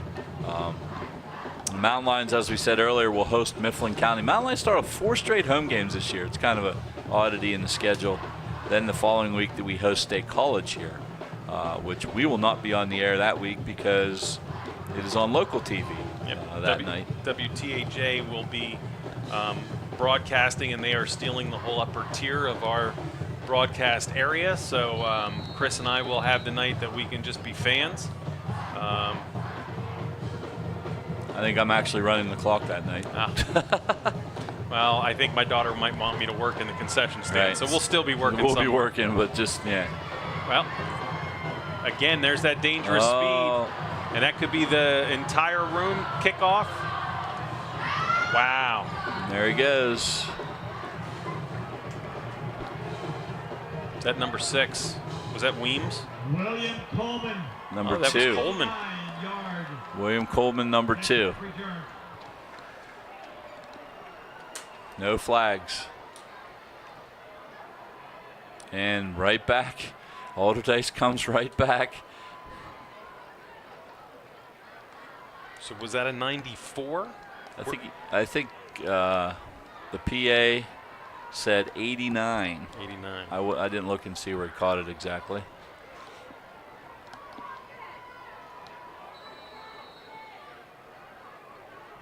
So this is a different Coleman coming out the kick. And the freshman puts it up and through. Which, you know, begs the question. He looks like a decent kicker. At the end of the half there, they didn't try a field goal. They were clearly within his range. It was just basically an extra point. They could have got points on the board there. But they were going for the touchdown, so that's the decision they made.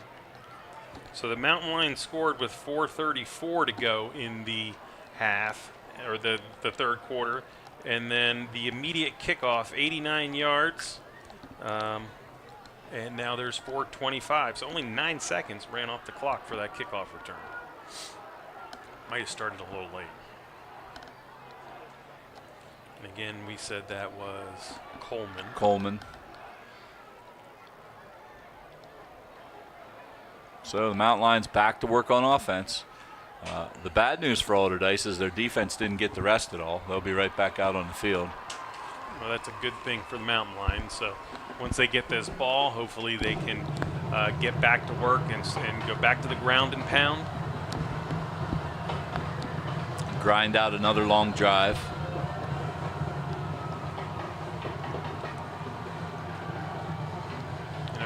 Those 12-minute drives that we used to get against State College were some of the fondest memories we had. And offside on the kicking team, I believe.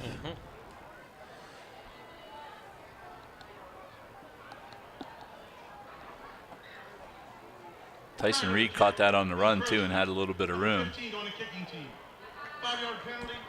Well, I know you are used to being back around that 10-yard line, but you know, this kicker does not have that type of leg. So that's why he was coming up on a full run. He actually came about 12 to 15 yards to make the catch on the ball. I don't know if you want to scoot up, you know, instead of now they're at the 15, so they didn't come up much, but Tyson Reed sort of moving up a little more. He's now at the 17. Hardison's still back at the 15 on the opposite side, but everything has gone to Reed tonight. And once again, there's another one to Reed right at the 17. He almost fell, put his hand down, gets back up, and he gets through the first line of defenders, but then is brought down. And that was Michael McPherson, number 12, that led the bunch to make the tackle. He was the one that had a couple of the big penalties in the first half that cost Allderdice. Wow, the quarterback, not the quarterback, the side judge standing at the 37 just threw a spiral from sideline to sideline without warming up. So yeah, that's pretty good. That's not something you see every day.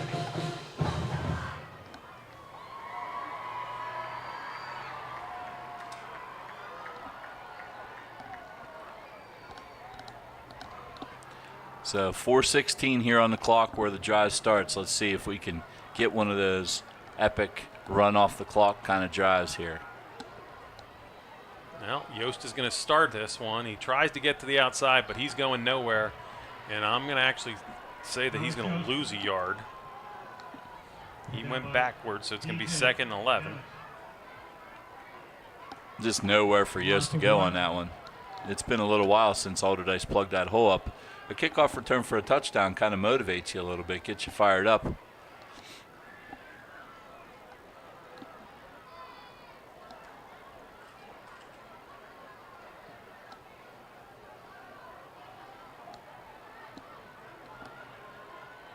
Free wall under center. This time Mosley's behind him. Hand off to Mosley. And there's the ball Fumble on the ground, and it looks like Allderdice got it.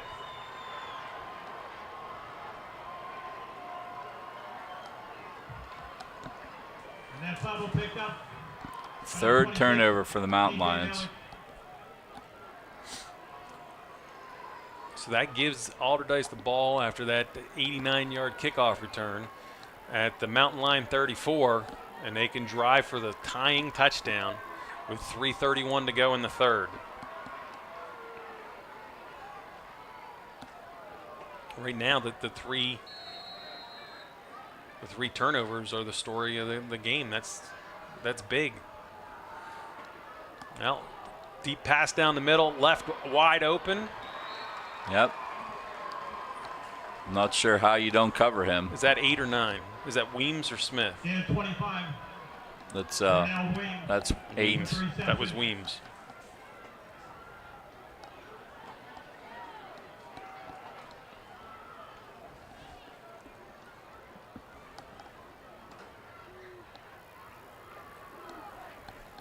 So first and goal at the 9.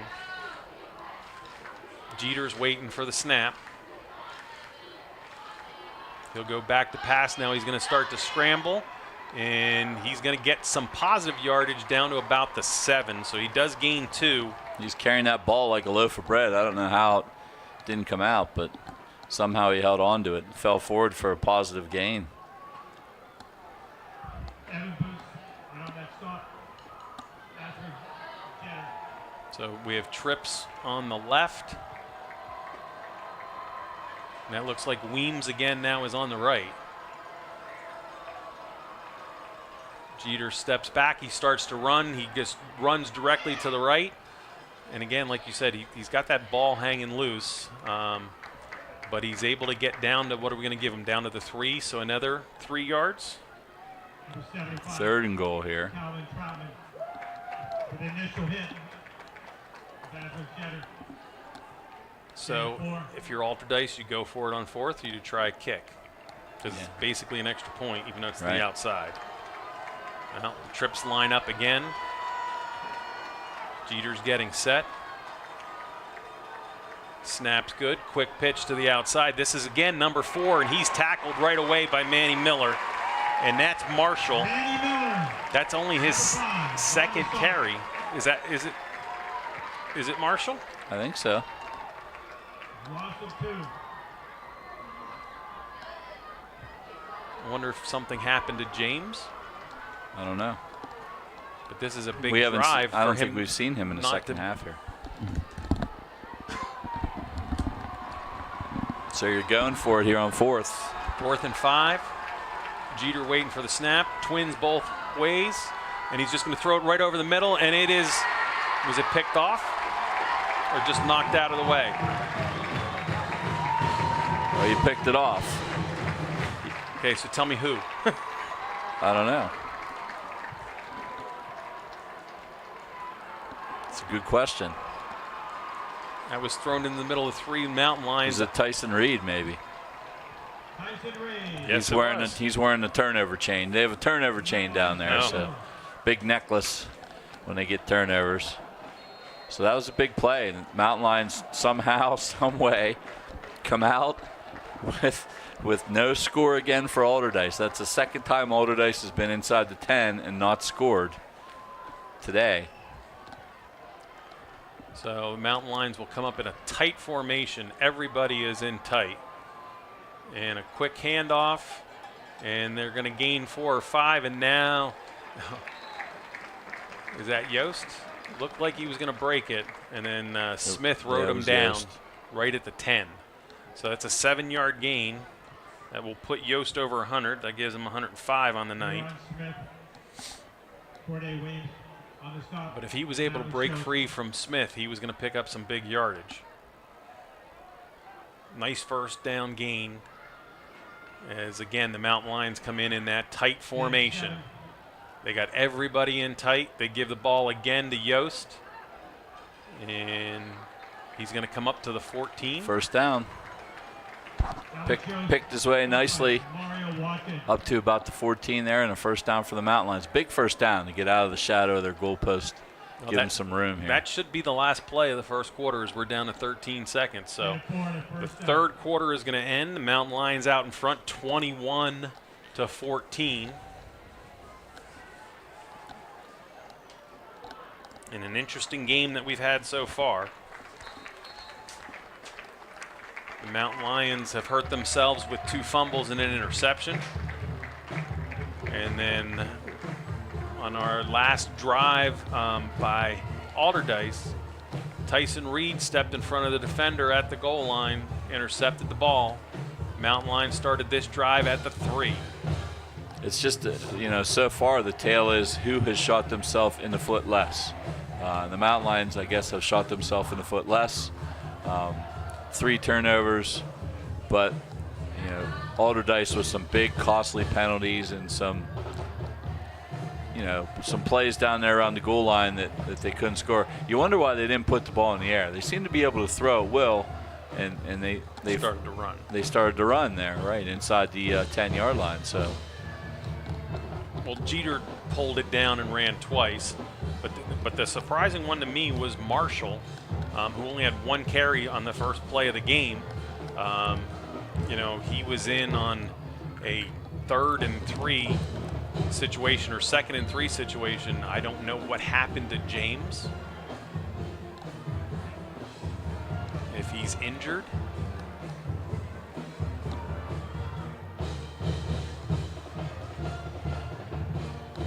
But that'll be interesting to watch here in the 4th quarter because Marshall is not as explosive as James was. Again, a tight formation. There's only 1 receiver to the outside. And I believe, again, that is Harrington.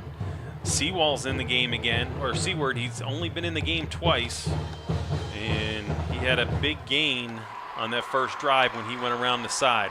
This time, Hardison gets the ball, and he starts to go forward, and he gets grabbed from behind and thrown out of bounds. DJ Melix on the tackle. He's another freshman. Melix made a nice play as the Mountain Lions picked up a few yards. What are we going to give him, 4? And that was Hardison, right? Yep. So that will move him into the positive territory because that's only his 2nd carry. 2nd down, 6. The Mountain Lions, same thing.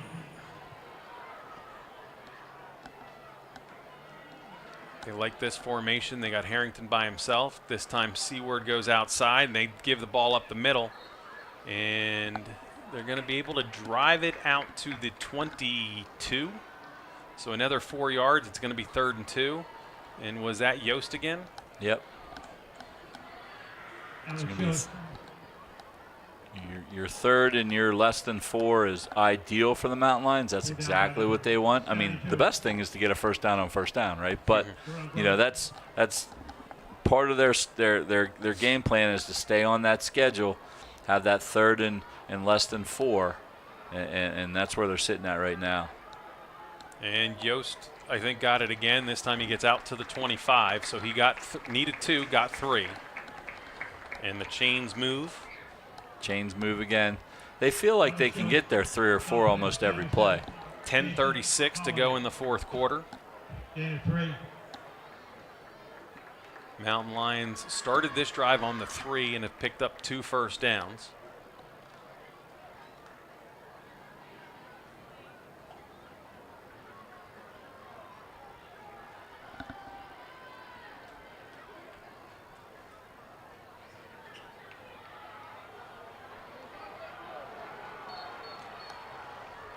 And Reed tried to go around the outside. He got driven back. That's going to be a big loss, 6-yard loss. That was Mario Watkins, a sophomore, 6 foot, 230-pound sophomore, that playing that middle linebacker there. Just was in the backfield right now, unblocked, and Freewald had no choice but to just go down. I mean, there's no chance there for the Mountain Lion quarterback. So the Hayden Spies comes out once again. This is not the situation that the Mountain Lions really want. Mosley gets the pitch, and great defensive play. And he's getting in. Getting their talking in. They're getting there, yep. But he stood up the block. That is a cramp. And that, again, is Weems. Weems has really come on in this second half, both on offense and defense. And, yeah, he's got a cramp. He's having trouble moving as it's now 3rd and 11 as Mosley picks up 5. So Weems is coming out of the game because of the cramp.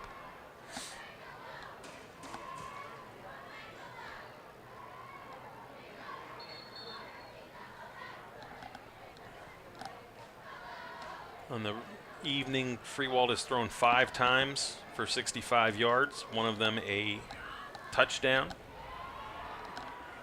Officials timeout for what? I mean, there was an injury, but he's off the field. He just sent everybody over to the sidelines for some reason. Unless he wants them to get water. Maybe. I don't know. I mean, it's not that warm out. 71 degrees. Perfect evening. It's nice out. So college football started last night with 2 interesting games for area teams. Penn State gets the ball back with 2 minutes left, scores very quickly to win 35-31, and Pitt got a pick 6 with about 3 minutes left to beat West Virginia. So, and West Virginia caught a pass in the end zone that was ruled a touchdown to tie it, but they overturned it on replay, which it looked like it was the right call. They have too many guys on the field. There's the penalty. There's the screen. Yost gets the ball, and he's going to go. He's going to go down the sideline, and Yost could go the whole distance. There's one guy on the back that can catch him, and Yost gets into the end zone. And that penalty for too many men on the field will not hold up. That is a 76-yard screen pass to Alex Yost. Boy, what a call by Coach Camberg there on that one. It's definitely had Allderdice fold on that play. There was nobody out there and just nothing but mountain lion blockers. We're pretty sure that this is going to be fine here. We got to get the announcement to make sure. Too many men on the field for Allderdice. And they just made the announcement. Touchdown. Yep. So Alex Yost sidestepped one man and then outrun everybody else. You know, for a big boy, he's 189, almost 200 pounds. He's got some speed as he went down the sideline, 76-yard touchdown. Wow. Yeah, he has good speed for his size, for sure. He's listed at 5'10", 200. Definitely has good speed for his size. And what a play, what a call. Definitely caught Allderdice on their heels there. Mountain Lions had plenty of blockers out there to block that screen up and then release Yost down the sideline.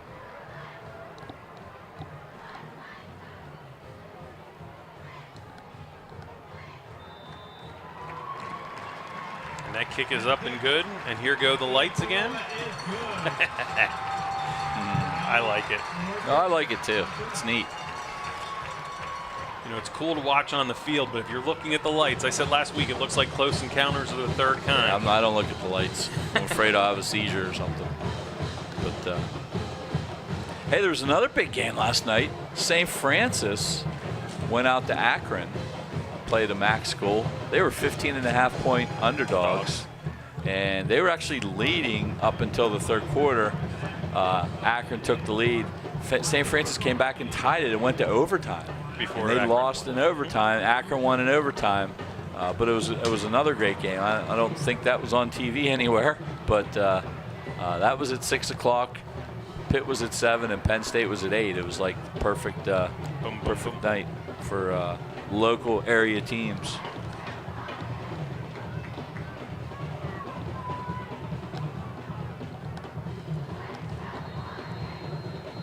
So the Mountain Lions are going to have to obviously do a much better job in kick coverage here.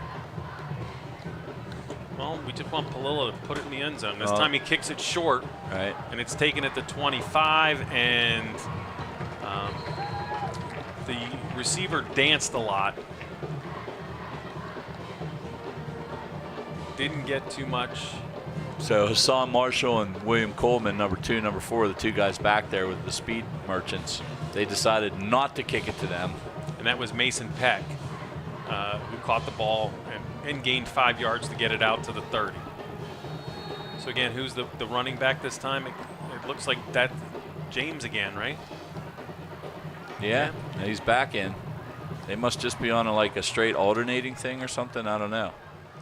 But he definitely looks more effective, or the most effective out of any of the other backs we've seen. So Jeter's throwing deep, and nice little sit-down pitch and catch.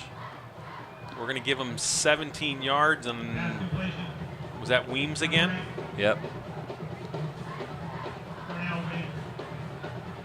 was either Weems or Coleman. It was Weems.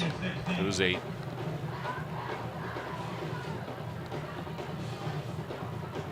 The 8s and the 9s look very similar, and both of them have caught more than one pass tonight. So.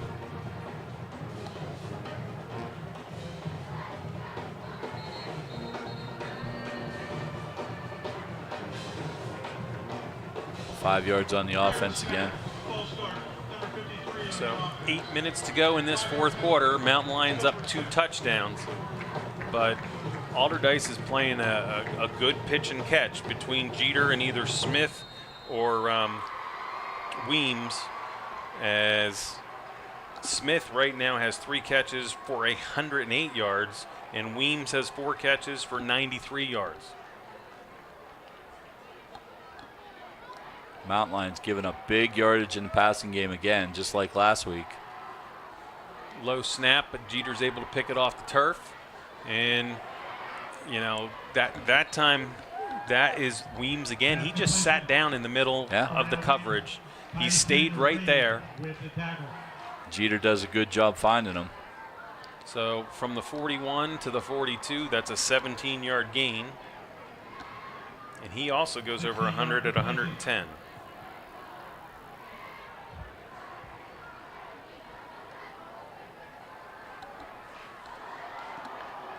So Jeter throws a deep one, and it's picked.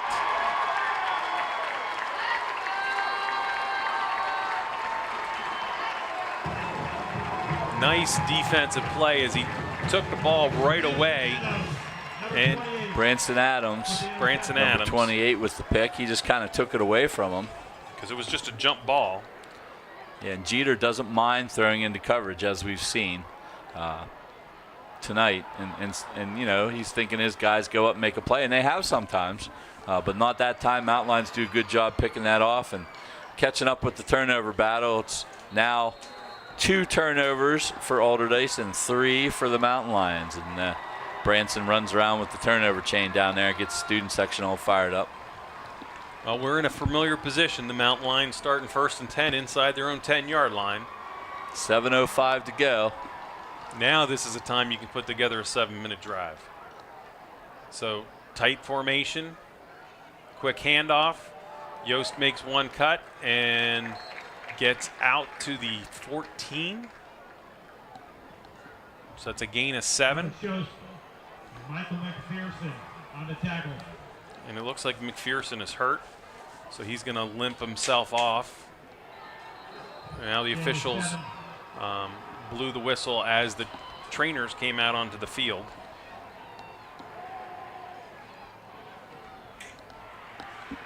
I mean, McPherson is listed at 5'10", 180. 180, he looks smaller than that. Yes, he does. I would have said about 150. Yeah. And tackling big Mr. Yost is not a pleasant thing. So Mountain Lions will keep that tight offense. This time just give the ball to Yost going the other way. He comes up this time. He gets to the, well, they're going to mark him backwards at like the 16. So it's going to be 3rd and 1. So, you know, that this offense, you have to have that bell cow type of back at the fullback. They had Ethan Stroup the previous 2 years. He's did a tremendous job. He was a load to tackle. Yost is 200 pounds, a little bit smaller than Stroup, but still, you know, great size. Yost probably has a little more speed than Stroup maybe, and maybe a little better feet. Stroup had really good vision, though. Ethan did. And, you know, you got to have that guy. Next year, I bet you it's Braun Mosley taking the load for the year. So, like, the Mountain Lions are definitely set with that. That's enough for a 1st down, I think. Looked like to be a face mask on that back end, too. Because Yost was coming, and the next thing you know, he was just spun around. Right. They either had him by the helmet or the face mask. I don't know. I think the fans are clamoring for the face mask, but no flag. But 1st down, Mountain Lions. And a running clock. 5:26 to go, 4th quarter. Mountain Lions are doubling up Allderdice right now, 28-14. 12 seconds to get the play off. They loosen up a little now that they got a 1st down. They got twins to the right. Handoff this time to Mosley. Mosley's going to bob and weave, and he's going to go, and he's going to get caught from, oh, he made a cut, and then another cut, and then finally gets tackled at the 15-yard line. Wow, what a run. That's a 68-yard run by Mosley.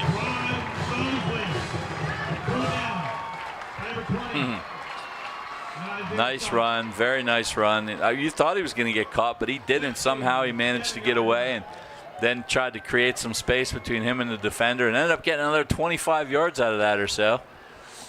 So he gets down to the 16. So Yost has 126 on the ground, and with that run, Mosley now has 5 carries for 93. And Mosley stays in the game. You got a complete end over to the left. Freewall just takes it and follows Mosley into the hole. And he'll run it down to the 9, so he'll get 7. And I believe, is that Yost coming back in? And there's a penalty. Manny Miller making the offensive appearance here. So is it a late flag, like an unsportsmanlike or something?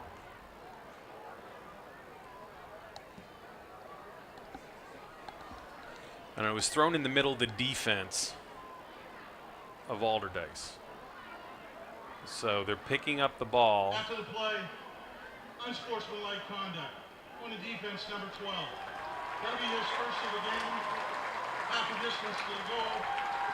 And a first down. So it's going to be first and goal. All right, half the distance. The 2 big penalties right before half was, again, by that same Michael McPherson. So the ball sits on the 5. Yeah, first and goal. And you got Mosley, you've got Yost, and you've got Tyson Reed back there. And Freewall. Mosley sort of trips coming out of the huddle. And they give it to Tyson Reed going around the end. He tries to follow Yost. And he is. He waits and goes good patience. Good patience. On that play, they lined Manny Miller out wide and had him crack back on the inside to seal that. And good play design there by the Mountain Lions. And good patience by Tyson Reed to wait for his block and run that in from 5 yards out. And pretty much a commanding lead with 3:41 left here in this ball game. Mountain Lions go up 3 scores on Allderdice. And it's a far cry from last year. Last year, didn't they have to deflect the ball away to win at the end? It was a very close game, I think. It was close. I think it was a 4-point game. Palillo's getting a lot tonight, and that's his 5th straight extra point. As Tyson Reed scores his 2nd touchdown, 1 by the air and 1 on the ground. Yost has 2 touchdowns, 1 by the air and 1 on the ground. Seems to be a common thread here. So now we said, you know, Allderdice has been inside the 10 twice and hasn't scored. Well, at this point, it doesn't really matter because the offense of the Mountain Lions is clicking on all cylinders at this point. You know, if you don't have those turnovers, the Mountain Lions are in the 40s, probably. Well, again, Jim Abbott and Chris Strahlmeyer bringing you the Altoona football games this season. We will be here next week for Mifflin County. But if it wasn't for our behind-the-scenes crew from the MLTV students and Mr. Sipes, we couldn't do this. All games are on YouTube, and you can look and pick them up over the weekend or whenever you want to see the replay. You can pull it up. But I want to thank Chris Fox, Ryan Whipster, Nora Reed, Peyton Folk, Elena Snyder, Lauren Ryan, Ava Mayer, and Ava Cabell. Again, another short kick. This one's going to bounce and come right into the hands of the Allderdice. Is that Weems? Weems again. He is tall. Well, he looked taller when he was running. But he's able to bring it up almost to the 40. We got 3:36 to go. Ball in Heights on the stop. I have to make a correction or two on the Mountain Lion MLTV crew. Elena Saylor, I am sorry for the mispronunciation of your last name.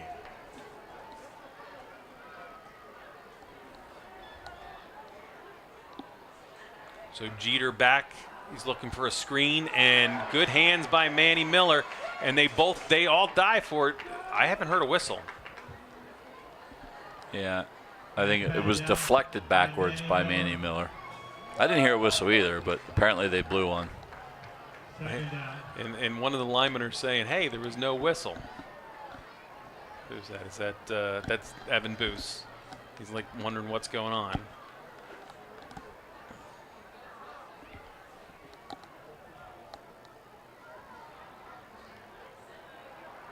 Jeter again back to pass. Miller's chasing him. And he waves his receiver to come back. His receiver makes the catch, breaks a tackle, and works his way into Mountain Lion territory at the 46. So it's going to be a gain of 15 or 14 out at the 47. And I'm not sure, was it Weems?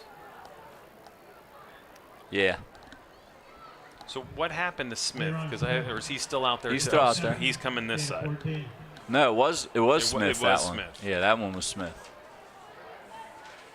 It's like I said, it's really hard to read the difference between 8 and 9, and there's similar sized players. They both play receiver. So is this going to be a sack? It is. As the Mountain Lions converged. It's Ricky Batista Ortiz was in there on the sack. I thought Mosley too, as they're starting to sub in some other guys. Trips this side. Weems by himself on the back. 2nd and 14. Jeter back in the shotgun. He looks to step forward and run. And he is, I thought he was over the line of scrimmage. He was just behind, he was close. Just right at it probably. But the ball falls incomplete. Somebody got a little shot there. I was a little worried. Maybe re-roughing the passer. Is that George Jackson Shepard, number 27, got a little shot on him there. Once again, our side judge shows how the arm he's got is he threw it from R50 over to the other side's 30 on an angle. That's impressive, not warming up and just picking up the ball and chucking it 50 yards. I can't certainly do anything like that at my age. So go about 5 yards. Jeter's going deep, and there's 3 Mountain Lions. Tyson Reed. And Tyson Reed makes a second interception. Second pick. But at that point, he's just playing center field. Yep. Turnover chain again for Tyson. So that's 3 turnovers each team now. I will tell you, I'm more old school. I'm not a big fan of any of the turnover chains or whatever else. It's fun for the kids. I understand, but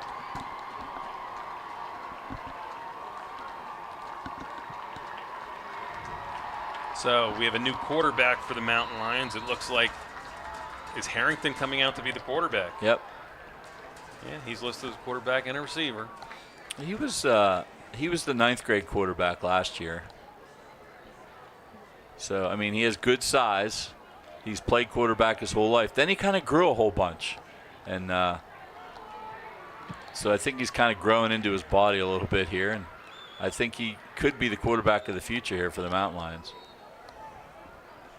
So that's a 1-yard gain. And is that still Yost? And now they're putting in George Jackson Shepard coming in to replace Yost. So Yost finishes his evening with 127 yards rushing and 76-yard touchdown receiving. So combined, he's got over 200 yards of offense and 2 touchdowns. 203. I guess they needed that run out. That was only a 1-yard run.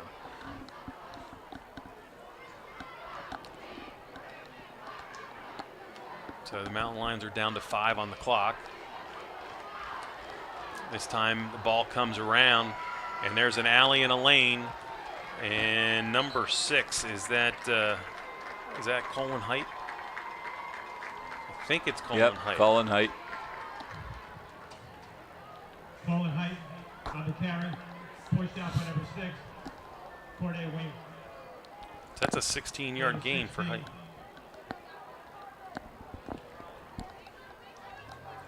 The Mountain Lions move the chains, and more importantly, we're down to 1:31, so they might run 2 or 3 plays, and that should be the end of the game. Mountain Lions out in front 35-14, and we'll move to 2-0 with Mifflin County coming to town next week. Seaward this time is not able to get the corner, and he's tackled for a loss. Yeah, Allderdice still has their first team defense in there. Stop by number 4. And we have a timeout from someone. Timeout, Allderdice. Their first of the second half. Interesting. So I'm thinking Allderdice wants the ball back. So Seaward has a loss of 5 on the play. We got some new Mountain Lions in there. Number 51, Colin Monahan.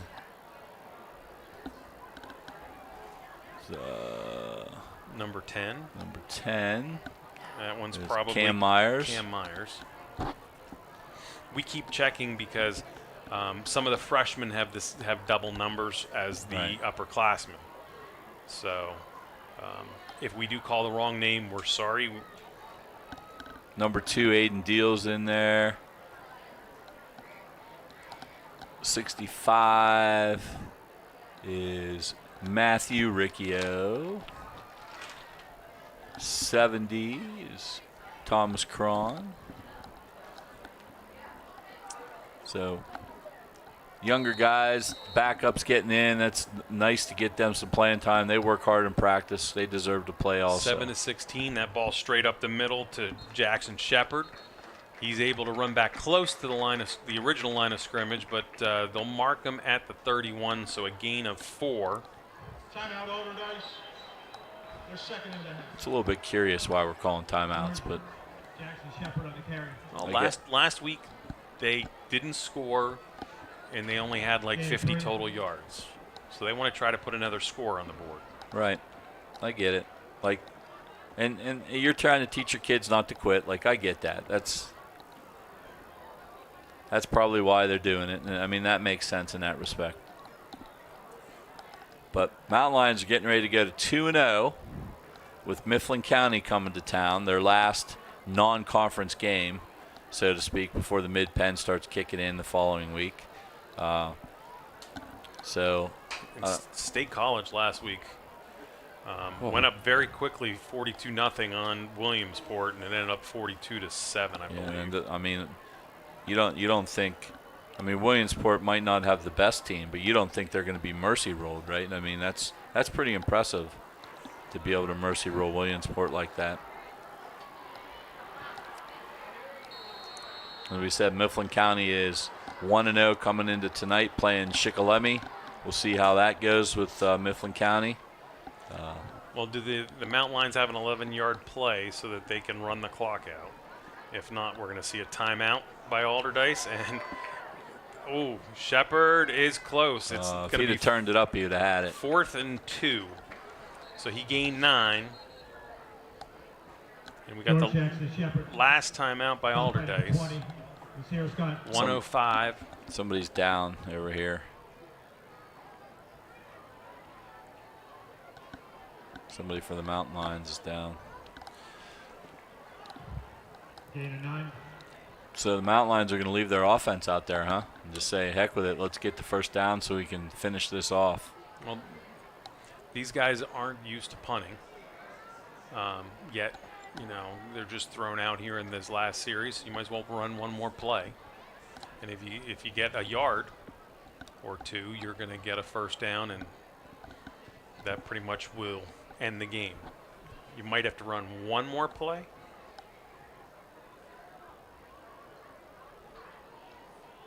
But, you know, Mountain Lions, it wasn't the most executed, controlled game, as they had some issues. 3 turnovers. They had the 2 fumbles and then the reverse interception, or the halfback handoff and interception, where the ball was thrown nice. It looked like it was going right to the receiver, but Allderdice had someone playing center field, and he just stepped in front and took the ball. You had a couple long plays. You gave up a lot on defense tonight. In the passing game, it's been 2 weeks in a row where they've kind of let people run free. Now, you know, the argument is, yeah, a lot of runs, a lot of yards, but only 14 points this week and only 9 points last week. So, you know, it's a bend but not break kind of situation for the Mountain Lions. So, you know, that's their style, and that's the way they've been playing. I like the press coverage and the blitzing sometimes. That's pretty helpful at times. Well, the Mountain Lion that was on the field is up and being helped off by some of his teammates. Number 10. So that looks like Cam Myers. Cam Myers, senior. And they're going to bring him right over to the side. Take him inside to see the trainer. While we got a second, we look at some of the other scores. Central Dauphin East is losing to Cedar Crest, 16-14. Back to the Mountain Lions, fourth down play, and Harrington got pushed twice from behind and was able to get 3 yards in the first down. Yep, that used to be illegal. That should do it. The Mountain Lions will just they'll kneel on it here one time when it gets under 40, and that'll be the ball game here. So Mountain Lions are going to go to 2-0. Allderdice dropped to 0-2 on the season with probably, we don't know anything about that team in Ohio, but probably a tough game again, because as you said, they play a tough non-conference schedule to prepare them to try to go win that City League championship like they did last year. So, well, this should be the last play of the game, but to tell you how tough the Mid-Penn is, Chambersburg's winning over Northern York. Cumberland Valley is beating Central York. Carlisle is beating Governor Mifflin. State College is tied with Downingtown East. And Central Dolphins take on a second tough game against Wilson. They're down right now by 7, but that's, you know. Yep, that's. The Mid-Penn is going to be tough as we make our rounds. One more game and then 7-game Mid-Penn schedule. But tonight, the Mountain Lions take care of business. They get the job done that they needed to do. They win by a score of 35-14 over the Allderdice Dragons. And overall, Chris, what do you think? Oh, well, I mean, they still have some things to clean up here, the Mountain Lions. They moved for 2 weeks now, they've moved the ball well on offense. They've done a really good job on offense, you know, save the turnovers. The passing game got better today. I think Freewald looked good.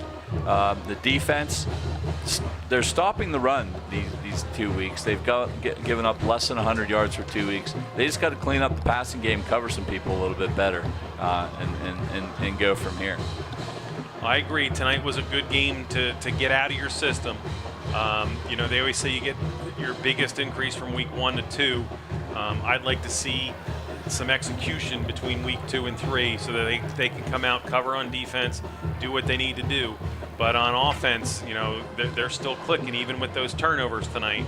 As you had Yosk over 200 yards, both catching and receiving, with 2 touchdowns. You had a run by Freewalt. You had him throw 2 touchdowns. And the Mountain Lions today just come away with a victory, 35-14. They move on. They're 2-0. And Tyson Reed scored 2 touchdowns, also one 2 interceptions and 2 touchdowns. He had a very good game. And he threw an interception. Wow.